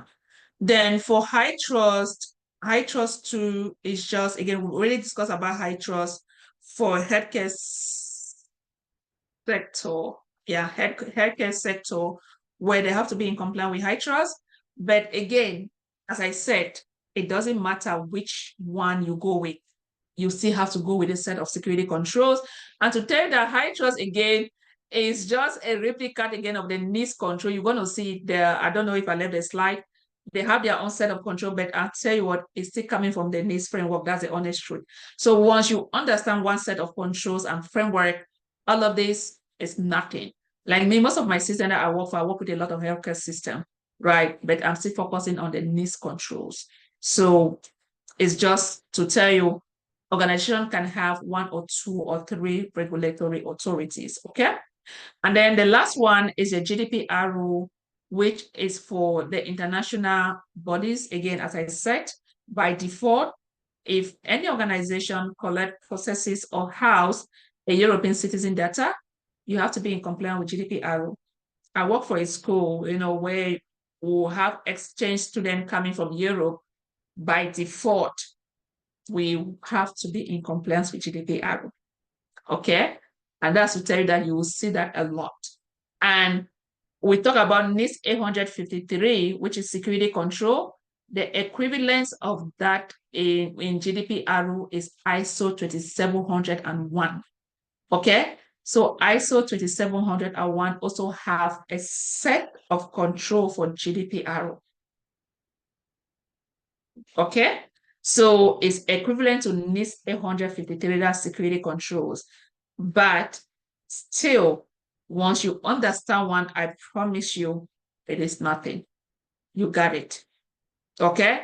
And that increases your chances when you are taking interviews, because they might have a job where they're looking for somebody with GDPR experience or ISO 27001, someone that can help that organization to achieve their certifications. But once you've done those projects, you can comfortably take that interview. Okay? Oh. And the last one, do you guys want us to continue on Wednesday, or you guys want me to finish this? Just 3 more slides. Let's continue. Please finish. All right, thank you. I wasn't so sure. I'm trying to respect people's time. All right. So with all these different regulatory authorities that I've mentioned, now come to think of all the different sectors you can work. And I did spend some time elaborating on this, because each time when I talk to some people, they're like, oh, compliance, no compliance, but everything now is compliance, okay? Now start thinking of all the different hospitals, start thinking of all the different regulatory authorities that they might have, okay? And the fact that they'll need more security people to help them do this job. And it's a continuous monitoring effort, right? Something that we'll be doing over and over again. Having understood all of this, the last thing is third-party vendor risk management. That is more of an independent domain or section in cybersecurity, okay? So for you to work as a third-party vendor risk analyst, you must have an in-depth knowledge of all of these regulatory authority. Again, once you understand security controls, you are good to go. I'm saying this because I've had situations with people that left some schools, some guy was teaching them third-party vendor rates. And in my head, I was literally so disappointed and shocked that how can you take somebody with no IT background and you are teaching them third-party vendor rates without going through the different regulatory authorities? So I've had people come that I should put them in our interview group. I have to give you an assessment. If you pass it, fine. But many a times I can guarantee 100% none of them pass it. Right. And if you don't, you have to take the training. If not, okay, go elsewhere. Because I'm just being so real. And when this lady reached out to me that I should help her, I was just asking, I really forgot, ask her some basic question. She had no clue of what I was saying. Fair enough, she paid almost $2,500 for that training for a couple of days. Okay. And it's really saddening, to be able to extort money from people that really struggle. So what am I saying? So third-party vendor risk actually comes because of this guy, the SSAE 18. Actually, that's a new standard that we have in place. So statement of standard for attestation engagement number 18, understanding SOC report. So just to you guys to understand that this is another standard that they've make it mandatory still. If organization is coming to get some form of contract with us, UST, and that's where the competition is out there is too much, right? A lot of competition. If I want to go with a particular vendor, I want to make sure that that vendor adhere to this standard, right? And there's what they call SOC report. This is a training that we're going to go in depth, but I'm going to keep it at the basic. So you have the different reports that of making mandatory for organizations to be in compliance with. And the one we're going to mention in depth that an organization will need is what is known as a SOC 2 Type 2 report. So when you are working as a third-party vendor management analyst, first and foremost, you are assessing the security posture of vendors. Tell me, which organization does not have vendors? Right now, USC have vendors. Zoom is our vendor. Do you guys know that? We have a fee for people who cannot pay out of pocket. They can get credit. That is a vendor. Actually, one of the batch, we onboarded that vendor together with a student. I had a set of questions that, I put it in the group and their responses just threw me off. They were so very, very strict, more than myself, no, we cannot do this. We cannot do that. I was like, no, guys, okay, we have to do this. But it was so interesting for me to work on that project with them. Right. So when I was sending the question, okay, you guys, you are bringing your stuff to my website, you are embedding to our website. Student will have to put some form of their information. You collect their, maybe, I don't know, put their social security number, but their information. What kind of information is UST housing? I need to know, because first and foremost, if you guys understood, Rob said something about accepting risks or you are transferring your risks. Me, I don't want to accept any risks. So I am doing a total transfer of all the security rates. Somebody can pay via paper, but you're going to go to paper and pen and paper will give me the money. You get, because I don't want to collect any form of sensitive information on our website. If I'm doing like that, especially with your credit and debit card, then I have to be in compliance with PCI DSS. You get, and that's where you need to understand all of this, especially when you start coming with vendors. Right. So organizations have plenty of vendors because they cannot produce or develop their own customized tools. They have Teams, they have Zoom, they have Jira, they have Confluence, they have vulnerability management to name it. So think of all these tools that organizations have. For them to be able to bring a vendor, the very first people that are going to block them are security. You have security, you have financial, you have legal. But security is going to come first. Okay?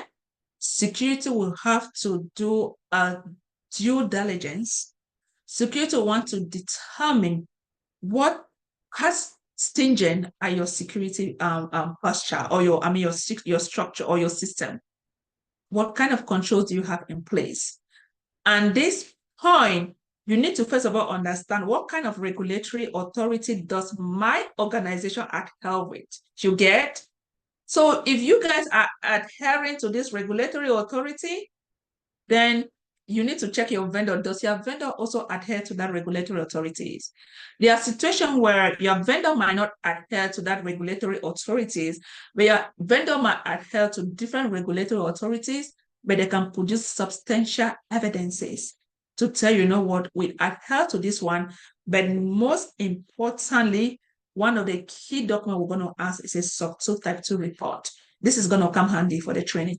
Okay, so when you take that report, you have to analyze it. And I would tell you, this is where you realize that people can lie. Organization, you work with folks that can lie. They lies a lot. Okay, and that's where, if you know this thing, guys, I'm telling you, they'll respect you everywhere you work or anywhere you get. So you have situation where you have vendors that they are outsourcing your data to other vendors. You get. So I have an immediate vendor. That's my third-party vendor. This vendor will take your data, they will outsource it maybe to AWS and any other person. That person too can still outsource that data. And that's where you need to have good questionnaire that you have to ask. Two important questions comes to mind when you're dealing with third-party vendors. Are they having direct integration into your system? Who is collecting your data and who is housing your data? You need to know the beginning, like who is collecting, and first and foremost, the criticality of the data. What type of data are they collecting? If it's a critical vendor, which means that that vendor collect a lot of sensitive data, then you even go granular with your assessment, right? So you'll find situation where a vendor is collecting your data, that's your third-party vendor, but guess what? They are outsourcing your data to another vendors. And then you will ask them that question, they'll be like, no, we are the only one housing the data. But do you know where you can disprove them? That's when you need this guy. SOC 2 Type 2 report, they cannot run away. It literally lists everything that that vendor is doing. It will list all of the vendors' subcontractors. Is it sub-service organization? I'm sorry. Sub-service organization, like any person that vendor like actually are in some form of business relationship with. So it's gonna list all of them. So once you read it, it's your place to ask them based on, maybe I'm very detailed. Based on page this on your subtitle report, it shows that you are outsourcing or you have a lot of sub-service organization. I need to know which of these sub-service organization will you be outsourcing our data to? And if they say this particular vendor, guess what? You ask them to also provide that other vendor's information. So there are times that only to onboard a vendor, you can take like a week, 2, or even 1 month just collecting artifacts. This session in security is more question and answer, collecting evidences, read, and then decide if you want to go with that vendor or if you are not going. If you're not going with that vendor, you have tangible reason. You document why you are not going with that vendor. And then, or if you are going with that vendor, after you've performed your due diligence, you have to go with that vendor. But do you know where you're going to get a lot of challenges? If you work for a small company and then management is so nosy and it tells you what you got to do. Because I had that challenges in one of the company I went as a senior consultant. Okay. It was a 3-month contract. I went less than a month. I did everything. And they were shocked. So they have this vendor. What's the name of the vendor? Oh, I forgot. I think I posted it in the group that a lot of company banks with them, Bank of America and other companies, vendor experienced a data breach. Okay. So first, the company that I work for, that vendor was collecting data compared to the kind of data that vendor is collecting from my company, it's nothing compared to the other organization. But do you know what? The guy failed to understand that I was not dealing with that company. It was actually the head of engineering department, because actually we had this heated argument that I know my stuff, I have to educate you guys, but at the end of the day, If you guys want to go with that, I'm fine. I don't have anything to say. You get. So at this point, he said that, you know what, we have to go with this vendor. I'm like, no, because I am not working with that company. I am working with an information system here. As of now, we know what information system is. So this particular vendor, I need to understand, is that your information system in compliance with the regulatory authority? It is not the organization that is in compliance. It's that particular information system. The system that we collect, processes, and has our data. Is that particular system in compliance with that regulatory authority? You get? So just on performing my due diligence, I realized that they didn't. But if you are not careful enough, you will hear this company is a big company and you just go with it without performing that due diligence. You know, I also had a situation where I have one of like the vendor owner that came. I was literally so shocked that there's this company that a lot of company actually trusted them with people's social security number. Guys, I'm not lying. This company was literally collecting social security number, date of birth, sensitive information. But guess what?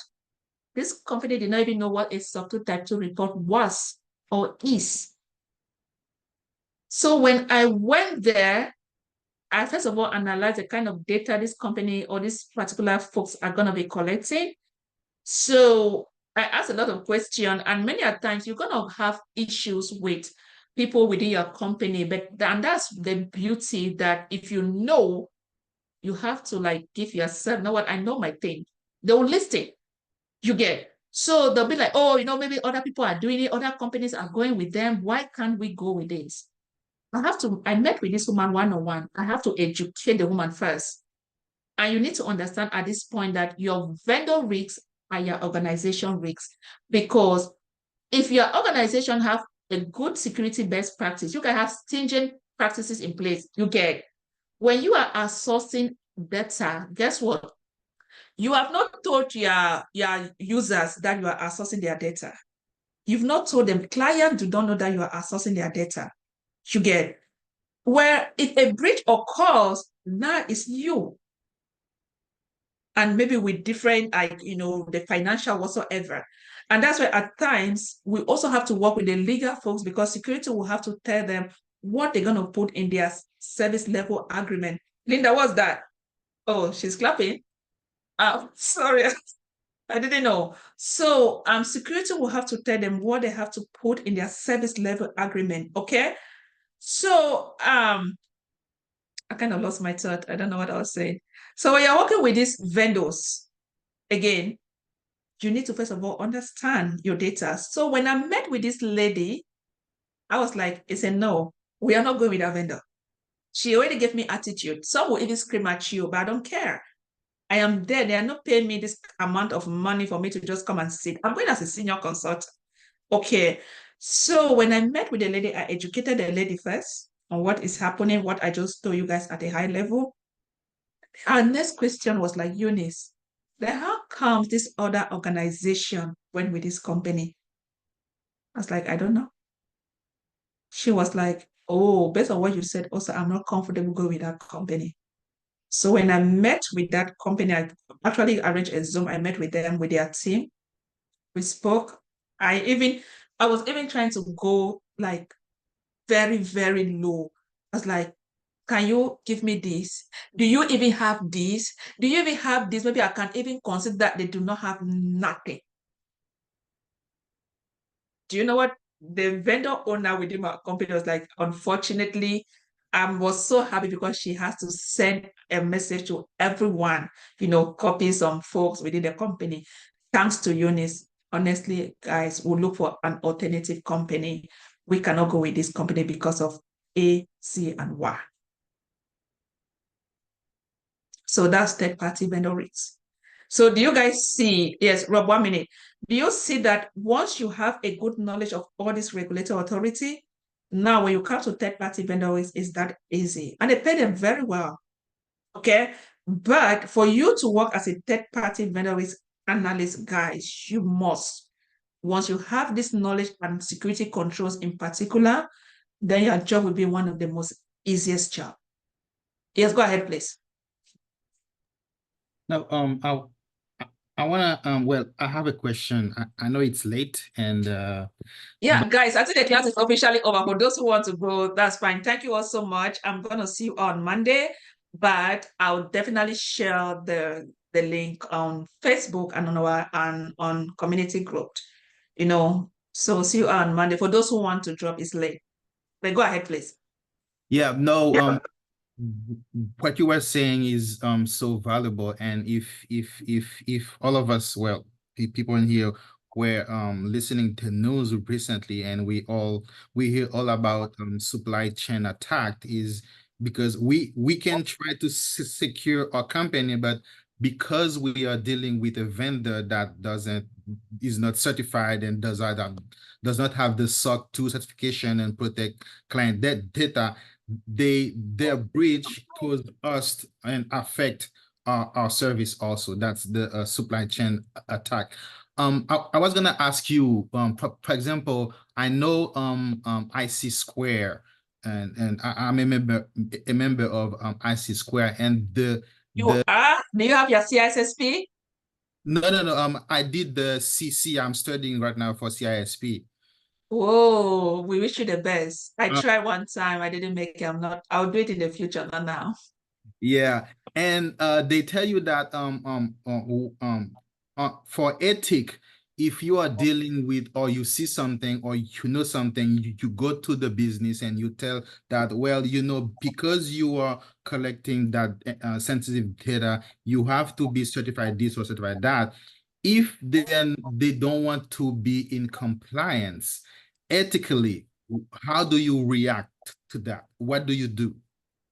Oh, 1 minute. Somebody send me a message. Just take my number, guys. If you have any question to follow up, that's my number. Just put it there so you can like send me a message and then I'll reply to you. Just respecting people's time. So your question again, I'll respond to your question. Tell me again. No, how do you respond to an enterprise that refuse to be in compliance? And that's why they hire you for that, right? Remember, like this one that I said. Again, you need to understand. I always tell people that you work for a company where you might, at times where you know so much management, so you might get into trouble with management. But one thing with me as a security girl, I'm very good when it comes to documentation. You know, that's the thing that knows save me. I'm very good, especially communicating what I saw, how I felt about it. So you had a lot of situations where, as you said, they do not even have it, right? And that's why first and foremost, it boils back to data type. What kind of data are they collecting? So when you are dealing with vendors, you need to first of all categorize your vendors. Are they critical vendors, high risk, we call it high risk vendor or low risk vendor? Once you guys have a data classification policy within your organization, you go there, you identify, oh, this one is a low risk vendor. Low risk vendor, you can literally go, because even when they get breached, it's low. You get, yes, it's not a good thing that some of your users' data are exposed, but it is low. Unlike a high risk vendor that can definitely like cause negative consequences or reputational issue within your organization, right? So once you have differentiated these, that would definitely determine how you go about performing your due diligence or assessing the security posture of your vendor, right? And once you go there, if they do not have, I have to ask all those questions. I will even ask your security policies. If you do not have, unfortunately, because of this, I cannot go with this vendor. You have to give your rationale. But that does not mean that management will not come and say that you cannot go with that vendor. But at least, guess what? It's been written down. You have documented it. If they say they want to go with that vendor, there's what they call risk acceptance. You mentioned that. Risk acceptance is beyond you. You do not accept that risk. And that's why where I work as a manager, I have to quit, because I was at a position where if that company were to get hacked, the US and Congress was supposed to come in and interrogate me, interrogate me. You get? So I couldn't have kind of weighted responsibility on me, and then you're dealing with people that you know they cannot really do certain things. So I have to quit. I literally have to quit and have like an individual contribution role that, yes, Eunice, you're making a decent income. You also have a good life-work balance. You get. So at that point, if management want to accept the risk, it's on them. They will say that, yes, we know this vendor does not have anything, but we still want to go with that vendor. We are accepting that risk. So at this point, we now understand what risks are. If we are accepting that risk, I told you it's a probability. They might have, they might not get breached, but if they get breached, are we willing? The impact level, it might result in a catastrophic. Are we still okay to accept it? If management said that, you know what, yes, we're going to accept it, then you have no choice. You're going to go with the vendor.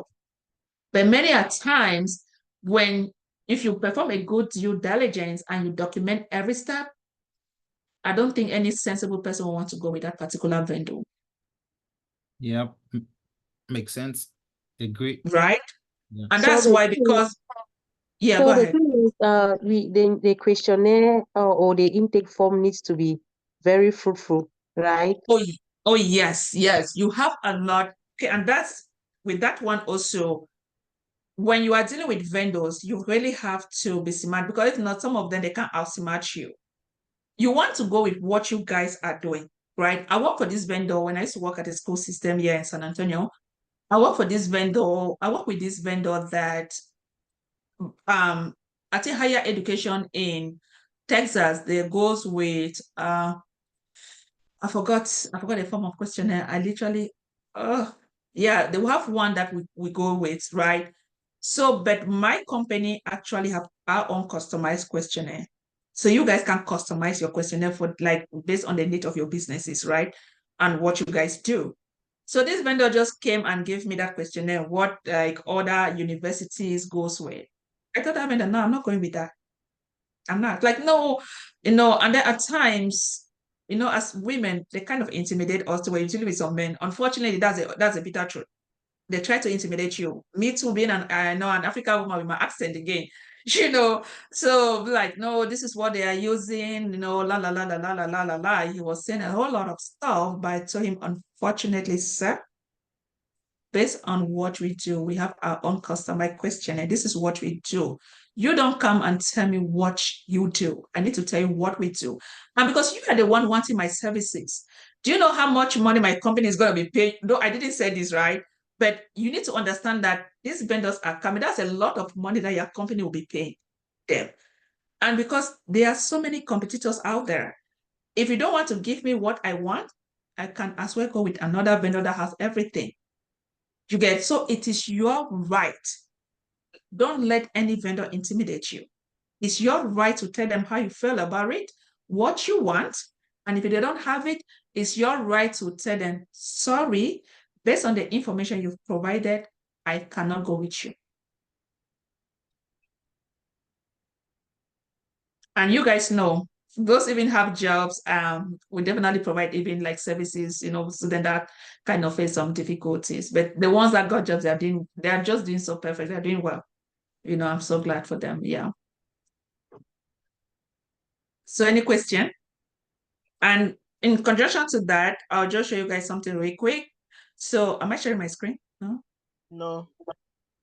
Yeah, guys, the class officially over. For those who want to job, I try to always respect people's time, right? That way I don't feel bad.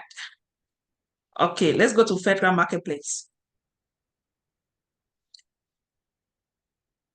With time, I'll have to share some of this link, that way people can bookmark them. I think I can stop recording, right? Yeah. No. Oh, no? So that the those that are not here will see. I didn't know I was still on. All right. So if you guys see something, do you see? So this is a Federal Marketplace. There are times where when you're working with vendors, right? You can also do your own research. You also like come with proposal with the organization. So if you are doing with cloud vendors, depending, that's another thing. Oh, this is a lot. Okay, 1 minute. Let me see if I can go there real quick.